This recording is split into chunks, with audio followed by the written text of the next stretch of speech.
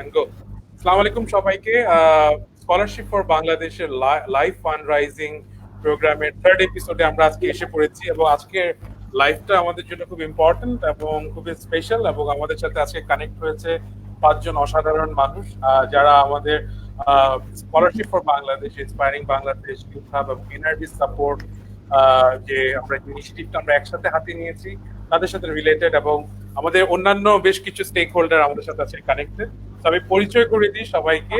আমাদের সাথে আছেন আমাদের অধিক পরিচিত এবং খুবই আমাদের আমাদের টেক ইন্ডাস্ট্রির অনেক পরিচিত মেন্টর এবং আমাদের খুবই favourite Habibullah N Karim, Techno হেভেনের founder and CEO.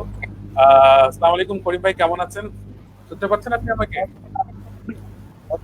Yes, I can hear you. You can hear me as well. হ্যাঁ, আপনি যদি মাইকটা কানেক্ট করেন, আপনি যদি হেডফোন ইউজ করেন তাহলে আরো ক্লিয়ারলি শুনতে পাবো। Just give me 1 minute. Okay, sure. Sure, no problem. জি, আমাদের সাথে শুধু ইউএস থেকে কানেক্ট করেছে আমাদের doctor Saiful Khandakar, CEO of Pharmacash. আসসালামু আলাইকুম সাইফুল ভাই, কেমন আছেন? হ্যাঁ, ওয়ালাইকুম সালাম ইমরান, ভালো আছি। জি, আজকে আপনার এই প্রোগ্রামের যারা গেস্ট আছেন সবাইকে আসসালামু আলাইকুম। জি, তো ভালো আছে। আজকে আমাদের এই ফিলাডেলফিয়া 5 তারিখ জুনের আজকে আমরা ইয়েলো ফেজে গেলাম। Yellow phase today is yellow phase মানে যে মানে রেড ফেজে ছিলাম, হুইচ ওয়াজ লকডাউন। আজকে ইয়েলো ফেজ মানে কিছু রেস্টুরেন্ট, কিছু দোকানপাট, রিটেল এগুলো খুলবে, সীমিত স্পেস। এরপরে হবে ফেজ। আমরা ওই স্টোরি আমরা শুনবো আপনার কাছে। আমি ইন্ট্রো করে দিব হচ্ছে আমাদের খুবই পরিচিত আমাদের একজন ডাক্তার আপু, ডক্টর তৌহিদা রহমান। উনি আমাদের সাথে কানেক্ট হয়েছেন খুব বিজি সময় থেকে আমাদের এই লাইভে কানেক্ট হয়েছেন। আসসালামু আলাইকুম তৌহিদা আপু, কেমন আছেন? ওয়ালাইকুম আসসালাম, আলহামদুলিল্লাহ ভালো আছি। আপনি কেমন আছেন? আমরা আলহামদুলিল্লাহ এখন পর্যন্ত ভালো আছি বলতে পারি। তো ধন্যবাদ আপনার মূল্যবান সময়ের জন্য। আমাদের সাথে কানেক্ট হয়েছে Sadiq Al Sarkar, founder of Lead Search. Sadiq ভাই, কেমন আছেন? এই তো, আসসালামু আলাইকুম সবাইকে। আলহামদুলিল্লাহ ভালো আছি। সবাই কেমন আছেন? জি, গুড। আমাদের সাথে আছে সুমাইয়া আপু।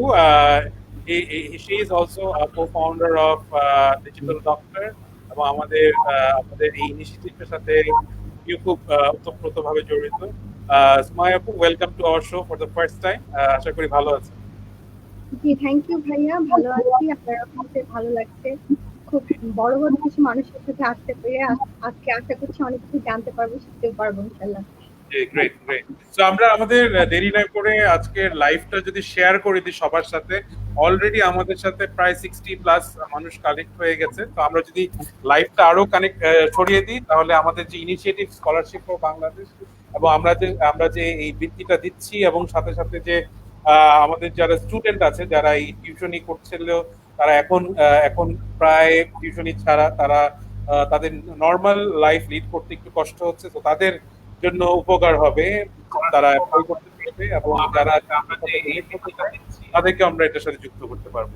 সো আমি শুরু করব আমাদের ফেভারিট হাবিবুল্লাহ এন করিম ভাইয়ের কাছে। সো এই কোভিড কালীন সময়, করোনা কালীন সময় কিভাবে কিরকম সময় কাটাচ্ছেন ভাইয়া, আপনি যদি একটু বলেন বাসায় বসে। Well, first of all, এই অনুষ্ঠানটা অর্গানাইজ করার জন্য ধন্যবাদ। This is a good initiative এবং এই যে এই আপৎকালীন সময়ও আন্ডার প্রিভিলেজড মানুষজনের জন্য তাদের পড়াশোনার জন্য চালিয়ে যাবার জন্য যে উদ্যোগটা নেওয়া হয়েছে, দিস ইজ ভেরি। এখন এই করোনাকালীন সময় তো of course life is very different আমাদের সবার জন্যেই, সেটা whether it is for us in Dhaka or in New York or anywhere else in the world. Of course, America is now related by this riot. That's a different kind of a virus. So maybe Saiful will talk about that as well. Okay. কিন্তু এখানে যেটা হচ্ছে যে of course আমাদেরকে তো আমাদের মধ্যে I think Tawhid and Sumaya, I think both of you are doctors, right? If I'm not mistaken. So probably you can shed more light on, what kind of precautions we should be taking during this time. কিন্তু আমরা যেটা করছি যে আমরা যেমন because we are IT company, IT service company, most of our employees are IT savvy and they can work online. So all of us have been actually continuing our work since the lockdown started on March 25. We have been working from home, and some of us who could come to the office from time to time, we have also tried to do that. Right. But starting from this Sunday, of course, আমরা ওই rotation basis one third করে অফিসে আসি, but what we see very alarming is that in the public transport, বাসে বা রিক্সায় বা সিএনজিতে বা টেম্পোতে, এগুলোতে কিন্তু এই সোশ্যাল ডিস্টেন্সিং এবং যে হেলথ প্রিকশন স্যানিটারি প্রিকশনস যেগুলো নেয়ার কথা, সেগুলো কিন্তু নেওয়া হচ্ছে না, যার ফলে this is becoming very, very alarming for most people who have to move around and attend to their work. Right. But in general, আমার মনে হয় যে what I would like to end with on this introductory remarks is that I think this has forced us to take a look at the digital lifestyle. It has forced us to look at how digital processes and platforms can make our life easier and continue with our life. So that is, I think, is the biggest lesson for COVID-19, if we can call that a lesson from this. So thank you. Thank you Habibullah ভাই আপনার বক্তব্যের জন্য। এবং আমি চলে যাব বাংলাদেশ থেকে USA তে সাইফুল ভাইয়ের কাছে। কোভিড এবং করোনাকালীন সময় কেমন কাটছে আপনার ইউএসএ তে, এবং সম্প্রতি যে একটি রায়ট হলো ওখানে কিন্তু আমরা দেখলাম যে নিউ ইয়র্কের সব জায়গায় লুটপাট শুরু হয়েছে। তো কিরকম সময় কাটছে, আপনি যদি একটু আপনার এক্সপেরিয়েন্স শেয়ার করেন। Thank you Imran. হাবিবুল্লাহ করিম ভাই, আসসালামু আলাইকুম। আপনার সাথে অনেকদিন পর দেখা হলো। Right. He's a very long-term friend. We go back in 20 years, right? Yeah, when we met in 1998 or so. Yeah, exactly. More than 20 years. Yeah, Atlanta conference. So actually এখন কোভিডটা মনে হচ্ছে একটু আমাদের ইউএসএ তে মোটামুটি নর্মাল পাস্ট। এখন আমাদের প্রেজেন্টে যে রায়ট নিয়ে বেশ এখন সবকিছু মিডিয়া সবকিছু এখন বিজি আর কি। আর এমনিতে আমি তো Pennsylvania, which is new York থেকে 125 মাইলস। এখানে আমাদের এটা একটু সাবার্ব, ফিলাডেলফিয়ার আউটসাইড সিটি থেকে একটু দূরে। So we are pretty quiet. মোটামুটি এখন রাস্তাঘাটে বেশ গাড়ি টাড়ি দেখছি বিজি হয়ে যাচ্ছে। আজকে তো এই কাউন্টি, আমাদের কাউন্টি ডিক্লেয়ার করলো ইয়েলো ফেজ। ইয়েলো ফেজটা হলো যে সীমিত আকারে অনেক কিছু এখন ওপেন আপ হবে। আর এমনি তো স্কুল তো এই last whole year was closed. এটা এখন স্কুল বন্ধ, বাসাতে বেশি করে চিলড্রেনদের জন্য আমার ছেলে মেয়েরা প্রায় হোম বন্দি, কারণ লাস্ট 3 মান্থস এর মধ্যে মানে একদিন week they went out, otherwise they are at home. এমনিতে এখন এই ডিজিটাল যেটা বললেন করিম ভাই, যে one thing we learn, digital জিনিসটা এখন অনেকটা ভালো লাগছে এই কারণে যে অ্যাকচুয়ালি এই ডিজিটাল ট্রান্সফরমেশন যেটা হলো কোভিড এর কারণে, এটাতে কিন্তু আমি পজিটিভ সাইড দেখছি যে actually it can eliminate lot of our traveling, business meetings, things like that, especially business meeting. I went to like 26 countries myself. যেটা impact যদি বলি, so far I visited 26 countries এবং বাংলাদেশে তো I visited frequently. কিন্তু এখন মনে হচ্ছে যে we can eliminate lot of this travel hassle, এবং এমনিতে কোভিড এর কারণে হবে, বিকজ এখন ট্রাভেল আপনার আগে যেটা 3 আওয়ার্স আগে আমাদের এয়ারপোর্টে যেতে হতো, it will take now 4 hours, কারণ everybody will be 6 feet distance করে এই টিএসএ যেটা ট্রাফিক মানে এয়ারপোর্টের যে সিকিউরিটি, এটাকে করে ঢুকানো যাওয়া। গতকালকে আমি স্কুলে গেছিলাম, আমার ছেলের গ্রাজুয়েশন হলো, মানে তো 8 গ্রেড থেকে 9 গ্রেডে। তো স্কুল আর ওর যে লকার রুম ছিল, এখানে স্কুল সবাই জিম লকার রুম থাকে, তারপর ওদের বুকসের জন্য ওগুলো পিক আপ করতে গেলাম। তো স্কুলের অডিটোরিয়ামে দেখলাম সব এরকম সিটিং ক্যাপাসিটি করে রাখছে টিচাররা, এরকম দূরে দূরে, এবং প্রতিটা লোক উঠে গেলে বা স্প্রে করতেছে সিটগুলোতে, তারপরে একটু ডিস্টেন্স নিয়েছে ভিতরে সব লকার রুমে গেলাম। I think this is the new norm, is gonna be, it's probably going to stay long time. এবং আমাদের যে রিটেল স্টোর, গ্রোসারি স্টোর গুলাতে সব জায়গাতে সামনে গ্লাস দিয়ে দিয়েছে, which is actually I think they should have done it before COVID. Karan, it's really safe and secure in terms of any other kind of viruses, germs. So I think these are the things going to stay for a long time. And Right. but things are getting better এখন. Things are, I'm feeling little bit, মানে এখন যে ভয়টা আর নাই আগের মতো আর কি, হ্যাঁ।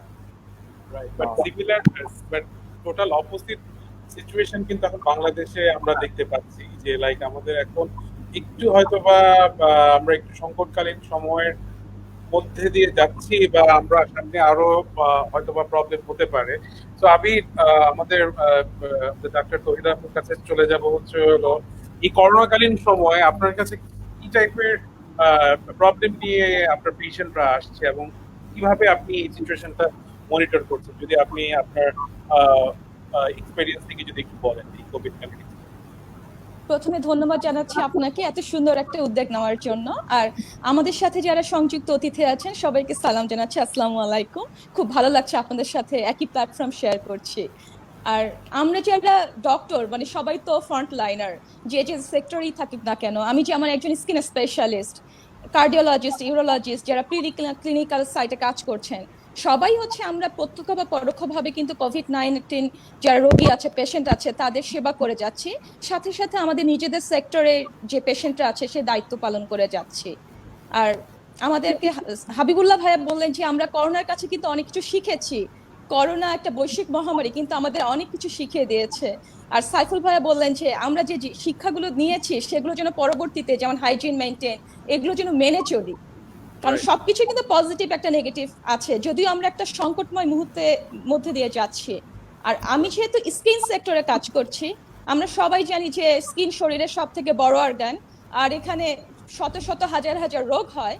তো এক্ষেত্রে যদি দেখা যাচ্ছে যে স্কিনের পেশেন্ট কিন্তু আমরা আগে ইউজুয়ালি সেরকম এমার্জেন্সি বেসিসে দেখতাম না, খুব কিছু সংখ্যক পেশেন্ট এমার্জেন্সি বেসিসে আসতো, আর ম্যাক্সিমাম পেশেন্ট আমরা আউট পেশেন্ট ধরে দেখতাম। তো সেক্ষেত্রে এখন যেটি হয়েছে যে আমরা এখন কিন্তু virtually connected in this pandemic situation. সেক্ষেত্রে আমরা টেলিমেডিসিনের মাধ্যমে পেশেন্টের সেবা দিয়ে যাচ্ছি, সাথে করোনা পেশেন্টদেরকে সেবা দিয়ে যাচ্ছি। তো লকডাউনে ছিলাম, ঘরে আছি, ব্যস্ততা কমেনি। আমি বলবো যে আমাদের হয়তো ব্যস্ততার পরিসরটা ভিন্নভাবে হয়েছে, আমরা আরো ব্যস্ত হয়ে গিয়েছি, তবে একটু ভিন্নভাবে। আসলে যে জিনিসটা আমরা দেখছি যে this is the new normal, এবং এই নর্মালের মধ্যে দিয়ে কিন্তু আমাদের এখন এই ব্যাপারগুলোকে অ্যাডাপ্ট করে নিতে হচ্ছে। আমরা ওয়ার্ক ফর হোমের ব্যাপারটা কিন্তু আরো এফিশিয়েন্ট ওয়েতে আমরা এখন এক্সপ্লোর করছি, এবং আমরা যে এডুকেশন সেক্টরটা, যে সেক্টরটা হচ্ছে হলো সবচেয়ে ইম্পর্টেন্ট যে কোনো দেশের জন্য, আমরা যে স্কলারশিপটা চালু করেছি, এটা চালু করার পিছনে মূল উদ্দেশ্য হচ্ছে যে যারা টিউশনি করতো বা যারা বিভিন্ন হল বা বিভিন্ন মেসে থেকে ঢাকার বাইরে থেকে যারা এসে পড়ালেখা করতো, তাদের জীবিকার মূল উৎস ছিল বা মূল উৎস হচ্ছে হলো টিউশনি করা। তো টিউশনি করাটা কিন্তু এখন তাদের আপাতত প্রায় বলতে গেলে বন্ধ, কারণ দেখা যাচ্ছে যে বাইরে বের হতে পারছে না, এবং যাদের বাসায় টিউশনি করতো তারাও অ্যালাউ করছে না। তো তাদের জন্য কিন্তু আমরা এই শিক্ষাবৃত্তিটা আমরা ইনিশিয়েট করেছি, এবং আলহামদুলিল্লাহ we are getting good response. আমরা already we have given to 23 students so far, এবং আমরা বেশ কিছু লাইভেও মানি রেজ করেছি। তো আমি ফেরত যাবো হচ্ছিল সাদিক আল সরকারের কাছে, যিনি এডুকেশন নিয়ে কাজ করছে, ডিজিটালাইজেশন অফ এডুকেশন সিস্টেম। তো করোনাকালীন সময়ে আপনাদের যে ইনিশিয়েটিভ, বিভিন্ন জায়গায় আমরা দেখি আপনারা কাজ করছেন এডুকেশন নিয়ে ডিজিটালাইজেশনের জন্য, কি ধরনের পরিস্থিতি আপনি পার করছেন, যদি সাদিক ভাই বলেন। ধন্যবাদ ফাহাদ ভাই। আমরা বেসিক্যালি করোনার যে লকডাউনটা হলো 25 তারিখে, যে লকডাউনটা হলো সেদিন থেকেই আমরা নতুন কিছু ইনোভেশনের জন্য ট্রাই করছি আসলে কি করা যায়। যেহেতু ক্লাসগুলো বন্ধ আছে, দেশের বাইরে বিভিন্ন দেশে হয়তো অনলাইনে ক্লাস নিচ্ছে, আমাদের বাংলাদেশে সামগ্রিক প্রেক্ষাপটে আসলে সবার ল্যাপটপ নেই বা সবার ভালো একটা মোবাইল নাই, এজন্য অনলাইনে ক্লাস চাইলেও আসলে নেওয়া পসিবল হচ্ছে না। বাট আমরা লাস্ট 2 মাস আমরা একটা সফটওয়্যার ডেভেলপ করেছি। আমরা হোপফুলি এই মাসের শেষের দিকে সফটওয়্যারটি লঞ্চ করবো, এবং আমাদের এক্সিস্টিং যে ক্লায়েন্টগুলো আছে, যে স্কুলগুলো আছে বা কলেজগুলো আছে, তাদেরকে আমরা ট্রায়াল বেসিস 1 মাস চালাবো, দেন আমরা এটাকে পুরোপুরি সবার জন্য উন্মুক্ত করে দিব। তো আমাদের সফটওয়্যারটা বেসিক্যালি টোটালি একটা ক্লাসরুমকে আমরা অনলাইনে নিয়ে আসছি একটা সফটওয়্যার মাধ্যমে, এবং আমাদের একটা অ্যাপস থাকবে, যে অ্যাপসটা ইজিলি লগ ইন করে বিভিন্ন ক্লাসে তারা সংযুক্ত হতে পারবে। একটা অ্যাডমিন প্যানেল থাকবে, টিচাররা ক্লাস নিবে, ঠিক ক্লাসরুমের বিষয়টাকেই আমরা এটা একটা অ্যাপস এর মাধ্যমে নিয়ে আসছি। তো আমাদের অলমোস্ট 75% কাজ শেষ হয়েছে, আরো 25% কাজ হোপফুলি আমরা এই মাসের মাঝামাঝি শেষ করব। এই মাসের শেষের দিকে আমরা টেস্টিং এ রাখবো। আমরা ট্রাই করছি জুলাইয়ের 1 তারিখ থেকে আমরা এটা লঞ্চ করার, এবং এটা পার্মানেন্টলি যেন সব সময়ের জন্য অনলাইনে ক্লাস গুলো নেওয়া যায়, সেক্ষেত্রে আমরা এটা কাজ করছি। তবে শুধু অনলাইনে ক্লাসটা, শুধু যে অনলাইনে ক্লাস হবে বিষয়টা এরকম না। অনলাইনে পরীক্ষা, অনলাইনে তার একটা শিক্ষার্থীর মান কতটুকু সে পরীক্ষা দিচ্ছে এবং তার যে মান নিয়ন্ত্রণ করা বা একটা মানদণ্ড, এই সবকিছু নিয়ে টোটাল এডুকেশন সিস্টেমটাকে আমরা চেষ্টা করছি একটা স্কুলকে, কলেজকে, ইউনিভার্সিটিকে একটা অ্যাপস এর মাধ্যমে কিভাবে নিয়ে আসা যায়। এটা আমাদের পরিকল্পনায় ছিল, কিন্তু করোনাকালীন সময়ে আমরা এটাকে আরো খুব ভালোভাবে এই সময়টাকে কাজে লাগানোর চেষ্টা করছি, এবং আমরা চেষ্টা করছি ওয়ার্ল্ডের বিভিন্ন দেশে যেই সফটওয়্যার গুলো আছে তাদের চাইতেও বেটার কিছু করা যায়, যেটা ওয়ার্ল্ডে এখনো পর্যন্ত নাই। এরকম কিছু সার্ভিস নিয়ে, সেবা নিয়ে আমরা এটা কাজ করছি। আর যেহেতু আমরা গত 5 বছর বাংলাদেশে ডিজিটাল এডুকেশন নিয়ে কাজ করছি, আমাদের হাত দিয়ে বহু স্কুল, প্রায় 100টিরও বেশি শিক্ষা প্রতিষ্ঠান ডিজিটাল হয়েছে। আমরা তাদেরকে আধুনিক সেবা পৌঁছে দিয়েছি। এবং ফাদ ভাই, আপনি নিশ্চয় জানেন যে আমাদের রিসার্চ লিমিটেড বাংলাদেশের প্রথম এবং একমাত্র এখনো পর্যন্ত one stop educational solution service আমরা দিই। একটা শিক্ষা প্রতিষ্ঠানের A to Z সার্ভিস, যা কিছু প্রয়োজন হয় সবকিছুই আমাদের প্রতিষ্ঠান থেকে দেওয়া হয়। আমার মনে হয় সাউথ এশিয়ার মধ্যেও এরকম কোনো প্রতিষ্ঠান নাই আমার জানা মতে।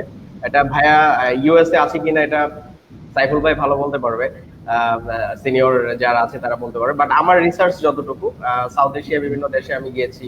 আমি নেপালেও তাদের এক্স মিনিস্টারের সাথে আমার একটা মিটিং ছিল, তো তাদেরকে আমার রিসার্চের টোটাল বিষয়টাকে বুঝালাম, তারাও এটা খুব ইন্টারেস্ট হলো, তাদের সাথে আমাদের একটা কথা চলছিল।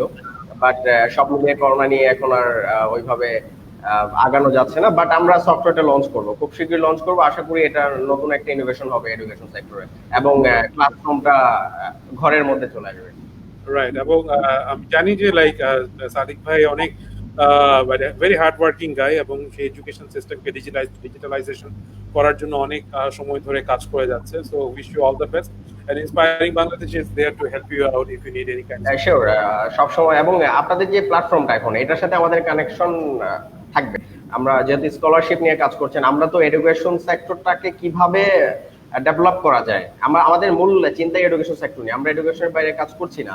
টোটাল এডুকেশনটাকে ডেভেলপ করার জন্য আপনারা, আমরা বা আরো যারা আছে দেশের বাইরে, সবাই একসাথে ডেভেলপ করব। আমাদের অনেক ডেভেলপ প্রয়োজন বাংলাদেশে। Absolutely. এবং এই জিনিসটা সংকটকালীন পরিস্থিতি কিন্তু আমাদেরকে অনেক অপরচুনিটির কথা শোনায়, এবং যে অপরচুনিটি গুলো নিয়ে আমাদের এখন কাজ করা দরকার। এবং এই সংকটকালীন সময় কিন্তু আমাদেরকে বিভিন্ন ধরনের কোলাবোরেশনের ব্যাপারেও অনেকভাবে ইন্সপায়ার করে। যে কোলাবোরেশনটা আমরা করেছি হলো আমাদের ইউথ হাব এবং আমাদের যে ডিজিটাল ডক্টর আছে সেটার সাথে। তো সুমাইয়াপুর কাছে আমি যাব হলো about the initiative of tech doctors, and like আমরা যে ত্রিকোণমিতি যে প্রজেক্টটা, যেটাকে আমরা ফান্ড করছি, যেখানে আমরা we are looking to support আমাদের যে যারা নারীরা আছে তাদের স্যানিটারি প্যাড থেকে শুরু করে যেসব ইম্পর্টেন্ট জিনিস, ওইসব ব্যাপার যদি আপনি একটু বলেন, তাহলে আমাদের যারা দেখছে এবং যারা পরবর্তীতে দেখবে, they will get the idea to be connect with us. জি, ধন্যবাদ ইমরান ভাই। আসলে খুব মনোযোগ দিয়ে শুনছিলাম সবার কথা। মাথায় আমার একটু নেটওয়ার্ক খুব প্রবলেম করছিল, তো ভাবছিলাম কি যেন একটা মিস করে গেলাম। তো আসলে করোনা যদি বলেছে, করোনা আসলে আমাদেরকে অনেক কিছু শিখিয়েছে। আমি নিজেও বলবো যে হ্যাঁ, ধৈর্য ধরা শিখিয়েছে, আমরা অনেক ত্যাগ করা শিখেছি, পরিবারকে কাছ থেকে দেখতে শিখেছি, এবং আসলে এই সময়টা আমাদেরকে শিখিয়েছে যে মানুষের পাশে কিভাবে দাঁড়ানো যায়। ইয়ুথ হাব আমাদের একটা অর্গানাইজেশন, মালয়েশিয়া বেসড। আমরা অ্যাকচুয়ালি ওখানে এডুকেশন নিয়ে কাজ করি। এখানে বেশিরভাগ আমাদের যারা এটা ঠিক স্কুল লেভেল থেকে আমরা এডুকেশন সেক্টরটা কোডিং করাটা প্রমোট করি, যে আইটি কিভাবে তাদের ছোটবেলা থেকে তারা শিখে বড় হয়ে গড়ে উঠতে পারে। তো আমরা সেখান থেকেই ওইখানে অনেক রকম কাজ করার পাশাপাশি বাংলাদেশে এই করোনা সিচুয়েশনটা যখন আসলো, প্রথম যদি বলি তাহলে বলবো আমি নিজে একটু প্রবলেমে পড়েছিলাম। এই যে আমাদের দেখা যাচ্ছে সবাই হয়তো খাবার বিতরণ করছে, হয়তো অনেক সেবা দিচ্ছে, কিন্তু এর পাশাপাশি যে আরো কিছু সূক্ষ্ম সূক্ষ্ম জিনিস আমাদের মেয়েদের প্রয়োজন হয়, ওই জিনিসটা হয়তো অনেকে মাথায় থাকে না, অথবা কোনো কারণে হয়তো স্কিপ হয়ে যায়। সেই জায়গাটা থেকে মনে হলো যে স্যানিটারি ন্যাপকিনের প্রয়োজনটা অনেক বেশি। আমরা সাথে সাথেই চিন্তা করলাম, আমার ছোট বোন, আমার হাজবেন্ড, সবাই মিলে আমরা চিন্তা করলাম যে এটাকে আমরা কিভাবে একটু সবার কাছে পৌঁছাতে পারি। প্রথমে আমরা যেটা ভাবলাম যে আমরা এটা বাজার মূল্যে সবার ঘরে আমাদের যে ভলেন্টিয়ার আছে ওনারা বাজার মূল্যে এটা পৌঁছে দেবে, কোনো ডেলিভারি চার্জ। এরপর চিন্তা করলাম যে না, আমরা যদি শুধুমাত্র এটাকে বাজার মূল্যে পৌঁছে দিই তাহলে একটা শ্রেণী হয়তো ঠিকই উপকৃত হবে, পাশাপাশি আরেকটা শ্রেণীর তো কোনো খোঁজ খবর আসলে ওভাবে রাখা হচ্ছে না, সেটাও তো প্রয়োজন, যেটা হচ্ছে আমাদের আন্ডার প্রিভিলেজ কমিউনিটি। পাশাপাশি এটাও চিন্তা করলাম যে আসলে এদের অ্যাওয়ারনেসটা অনেক বেশি দরকার। দেখা যায় যে শুধু করোনা সিচুয়েশন না, করোনার পরবর্তী সময় বা করোনার আগেও যে সময়টা আমরা কাটিয়েছি, আমাদের দেশে একটা বৃহৎ সংখ্যা আমাদের জানবেন, আমাদের ডাক্তার আপু খুব ভালো এটা বলতে পারবেন যে একটা খুব বড় পোর্শন, দেখা যাচ্ছে যে 80% বা 82% নারী আমাদের দেশে যারা স্যানিটারি ন্যাপকিন ব্যবহার করাটাই জানে না। অথচ দেখেন এটার কারণে কিন্তু জরায়ু ক্যান্সার হচ্ছে এবং প্রেগনেন্সি নানা রকম ডিফিকাল্টি হচ্ছে, যেটার জন্য দেখা যাচ্ছে যে অধিক সংখ্যক নারী মারা যাচ্ছে, তারা জানেই না যে তাদের কি হলো বা ট্রিটমেন্টটা কিভাবে নেওয়া উচিত বা আগে যে প্রিকশনটা সেটা তারা জানে না। তো এটার এখান থেকেই মনে হলো যে না, আমাদের এখন অ্যাওয়ারনেস বিল্ড করা দরকার। পাশাপাশি আমরা যদি স্যানিটারি ন্যাপকিনটা তাদেরকে প্রোভাইড করতে পারি ফ্রি অফ কস্ট, তাহলে এটা আসলে তাদের জন্য অনেক বেশি একটা হেল্প হবে। এমনিতেই দেখা যাচ্ছে যে করোনার যে আমাদের এখন শুরু হয়েছে, আমরা তো খবর দেখলেই দেখছি আক্রান্তের সংখ্যা দিন দিন বেড়ে যাচ্ছে।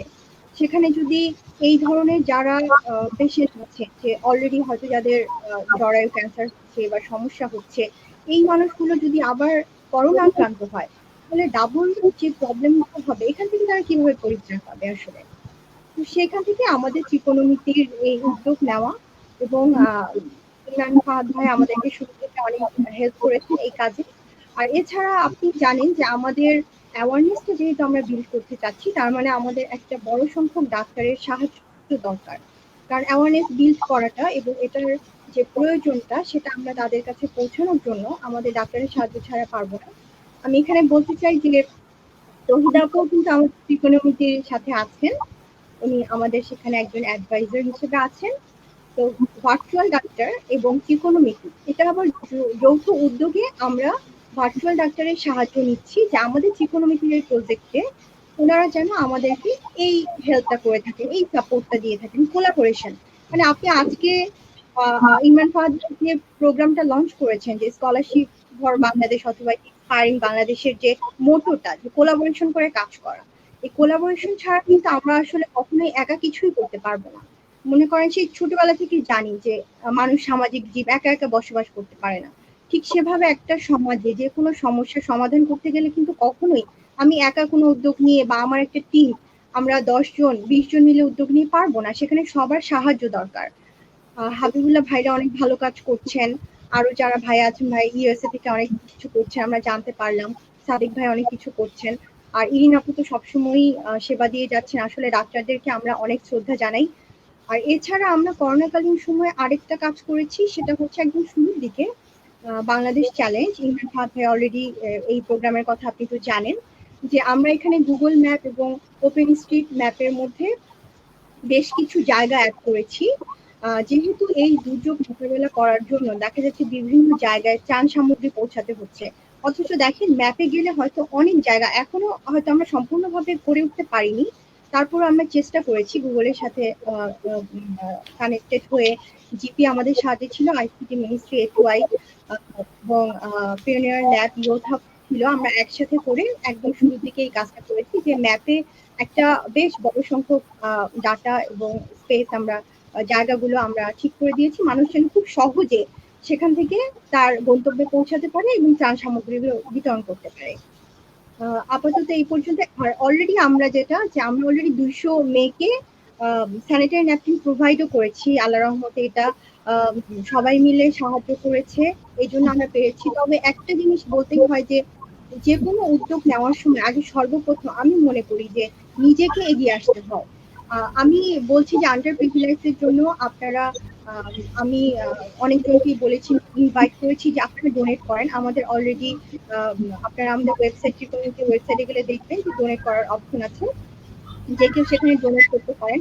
তো সেখান থেকেই আমাদের মালয়েশিয়ার একটা কমিউনিটি আছে, ওনারা এক্সপার্টাই ওখানকার আইটি সেক্টরে, ওনারাও হেল্প করেছেন। ওনারা একজন বেশ 50 মতো মেয়ের একটা দায়িত্ব নিয়েছেন। এরকম এক একজন এক একটা সংখ্যক একটা মেয়ের দায়িত্ব নিয়েছেন যে হ্যাঁ আমরা এটা প্রোভাইড করতে চাই। তো আমরা চেষ্টা করছি যে সবার এই যে যেখান থেকে যার জায়গা থেকে হেল্প করতে চাচ্ছে আমরা যেন পৌঁছে দিতে পারি। আরেকটা জিনিস হলো যে মানুষ কিন্তু হেল্প করার জন্য প্ল্যাটফর্ম খুঁজে, অনেকেই চায় যে হ্যাঁ আমরা হেল্প করতে চাচ্ছি কিন্তু প্ল্যাটফর্ম খুঁজে পায় না যে আসলে আমরা কোন প্ল্যাটফর্মের মাধ্যমে বা কার মাধ্যমে যাব। তো সেই জায়গাটা যদি আমরা করে দিতে পারি তাহলে আমার মনে হয় এখানে অনেক মানুষ স্বাচ্ছন্দ্যে নিজেদের জায়গা থেকে এগিয়ে আসবে, আশা করছি। So true এবং থ্যাংক ইউ সুমাইয়া আপু ফর আপনাদের যে মোটিভেশন বা যে প্ল্যান নিয়ে বা যে মিশন নিয়ে আপনারা কাজ করছেন, ইটস রিয়েলি ইন্সপায়ারিং এবং ইন্সপায়ারিং দেখে কিন্তু inspiring Bangladesh is associated with you এবং আমরা আশা করি যে will go a long way. With this note আমি আমাদের করিম ভাইয়ের কাছে ফেরত যাব টু নো মোর অ্যাবাউট যে আমাদের যে করোনাকালীন সময়ে আমরা যে সংকটের মধ্যে দিয়ে যাচ্ছি, এটা কিন্তু আমাদেরকে নতুন ইনোভেশনকে অ্যাডপ্ট করার ব্যাপারে আমাদেরকে ইন্সপায়ার করছে। আমরা দেখতেছি যে যারা যারা স্টার্টআপ কমিউনিটিতে আমরা যারা অ্যাক্টিভ আমরা দেখছি তারা কিন্তু তাদের এক্সিস্টিং বিজনেস প্ল্যানকে নতুন করে সাজিয়ে কিন্তু এখন করোনার সাথে যায় বা এই সময় উপযোগী করে তারা এখন প্ল্যান করছে। তো আপনার কাছে আবার একটা কোয়েশ্চেন থাকবে যে আমাদের ইউথ যারা ইনোভেটর, যারা ইনোভেশন নিয়ে কাজ করতে চায়, তারা এখন কি ধরনের ইনোভেশন নিয়ে চিন্তা করতে পারে বলে আপনি মনে করেন করিম ভাই? এখানে আসলে আমি যেটার উপরে গুরুত্ব দিব, যেটা প্রথমে কিন্তু ইনোভেশন না, প্রথমে হচ্ছে এই যে ডিজিটাল যে বিভিন্ন প্ল্যাটফর্ম গুলো অলরেডি অ্যাভেলেবল আছে সেগুলোকে আগে আমাদের ব্যবহারের মধ্যে আনতে হবে। So we have to ensure that our youth as well as our older generation they are comfortable with all the digital platform. এটা হবে আমাদের প্রথম কাজ, যেটা আমি আমাদের এই রিসেন্ট এই গত 2-3 মাসের মধ্যে আমরা যেটা দেখেছি যে এই যে জুমে অনলাইন মিটিং হচ্ছে বা গুগল মিটে হচ্ছে বা মাইক্রোসফট টিমে হচ্ছে, সেখানে দেখা যাচ্ছে যে দোজ হু আর অ্যাবাভ 40, সে যেই সেক্টরেরই হোক, এমনকি আইটি সেক্টরেরও অনেককে আমি দেখেছি যে they are often not very comfortable with this digital platform. এবং এটার একটা বড় এক্সাম্পল আমি দিতে পারি। রিসেন্টলি আমরা সবাই মনে করি যে পৃথিবীর মধ্যে টেকনোলজিক্যালি সবচাইতে অ্যাডভান্স কান্ট্রি হচ্ছে ইউএসএ। সেই ইউএস এমবাসি যখন ঢাকায় একটা ওয়েবিনার করলো, ইট ওয়াজ এ টোটাল ডিজাস্টার। সেই অ্যাম্বাসাডার থেকে আরম্ভ করে অন্যান্য যারা এমবাসি অফিসিয়ালস মডারেটিং দে কমপ্লিটলি মেসড ইট। এবং সেখান থেকে পরিষ্কার বোঝা যাচ্ছিল যে even those people are not familiar or comfortable with using digital platform to the extent that we should. So that should be our number one priority. So instead of innovation, we have to take a stock of what we have got and make sure that we use them properly. এবং সেই ক্ষেত্রে ইউথদের young জেনারেশনের আমরা যারা আছি, I'm not part of the young generation. আমি বলতে চাচ্ছি যে those who are listening to us, those who are I'm sure ইমরানের এই অডিয়েন্সের মধ্যে the large portion are young people from all over Bangladesh. তাদের একটা বড় দায়িত্ব হবে যে যারা ওল্ডার জেনারেশনের মানুষজন যারা আছে, যারা এই ডিজিটাল প্ল্যাটফর্ম গুলো ব্যবহার করার ব্যাপারে তাদের জড়তা আছে বা যা তাদের বিভিন্ন রকমের ভয় কাজ করে, এগুলোকে ওভারকাম কিভাবে করানো যায়, তাদেরকে কিভাবে হেল্প করা, এটা গেল একটা দিক। দ্বিতীয় দিক যেটা আছে সেটা হলো যে innovation sometimes is a overhype word. এটাও we have to be very careful about that. Oftentimes we do not need innovation but we need adaptation. এই জিনিসটাও আমাদেরকে খেয়াল রাখতে হবে যে সারা পৃথিবীতে there are millions of innovators, millions of engineers, millions of entrepreneurs যারা প্রতিনিয়তই বিভিন্ন রকম নতুন নতুন জিনিস নিয়ে আসছে। তো আমরা নতুন কিছু করার আগে we should take stock of what we can use. আজকাল পৃথিবীতে অনলাইনে প্রচুর ওপেন সোর্স রিসোর্সেস আছে। আমি শিওর এই যে সাইফুল যে ফার্মা ক্যাশ করেছে, he can maybe narrate his experience there, যে ওখানেও এরকমের বহু রকমের open source technologies, there are opportunities for using that and expediting the process of adopting digital platforms. তো এই জিনিসটা আমাদের খুব কাজে লাগাতে হবে। আমি একটা জাস্ট যেটা দিয়ে শেষ করবো, একটা ছোট্ট অ্যানেকডোট, সেটা হচ্ছে যে আমরা এই মার্চের 25 তারিখে উই ওয়ার কমপ্লিটলি স্টাক। এই জন্য যে আমি গত ডিসেম্বর মাসে আমরা একটা বাংলাদেশের প্রথমবারের মতো ব্লক চেনের একটা কম্পিটিশন আমরা অর্গানাইজ করি among all the university students. This was also in support of the ICT division, LICT project, and also many universities of the country, many leading IT companies of the country. কিন্তু আমরা যখন এটা 25 তারিখে সব lockdown হয়ে গেল, সবাই তো ভাবলো যে এটা বোধহয় আর করা যাবে। But we continued, organizing the blockchain Olympiad. এবং you will be happy to know that we actually carried through the whole Bangladesh blockchain Olympiad completely through the lockdown period online. আমরা করে সেই কম্পিটিশনে 500-র উপরে স্টুডেন্ট পার্টিসিপেট করেছিল, which made it one of the largest blockchain Olympiads in the world. এখন আমরা সেখান থেকে 12টা টিমকে আমরা পাঠাচ্ছি ইন্টারন্যাশনাল ব্লকচেন অলিম্পিয়াডে এই জুলাই মাসের 3 তারিখ। So this has been a huge success, এবং that tells me যে irrespective of location in the country, whether you are in Netrokona or in Dhaka, it doesn't matter, our young people are very IT savvy.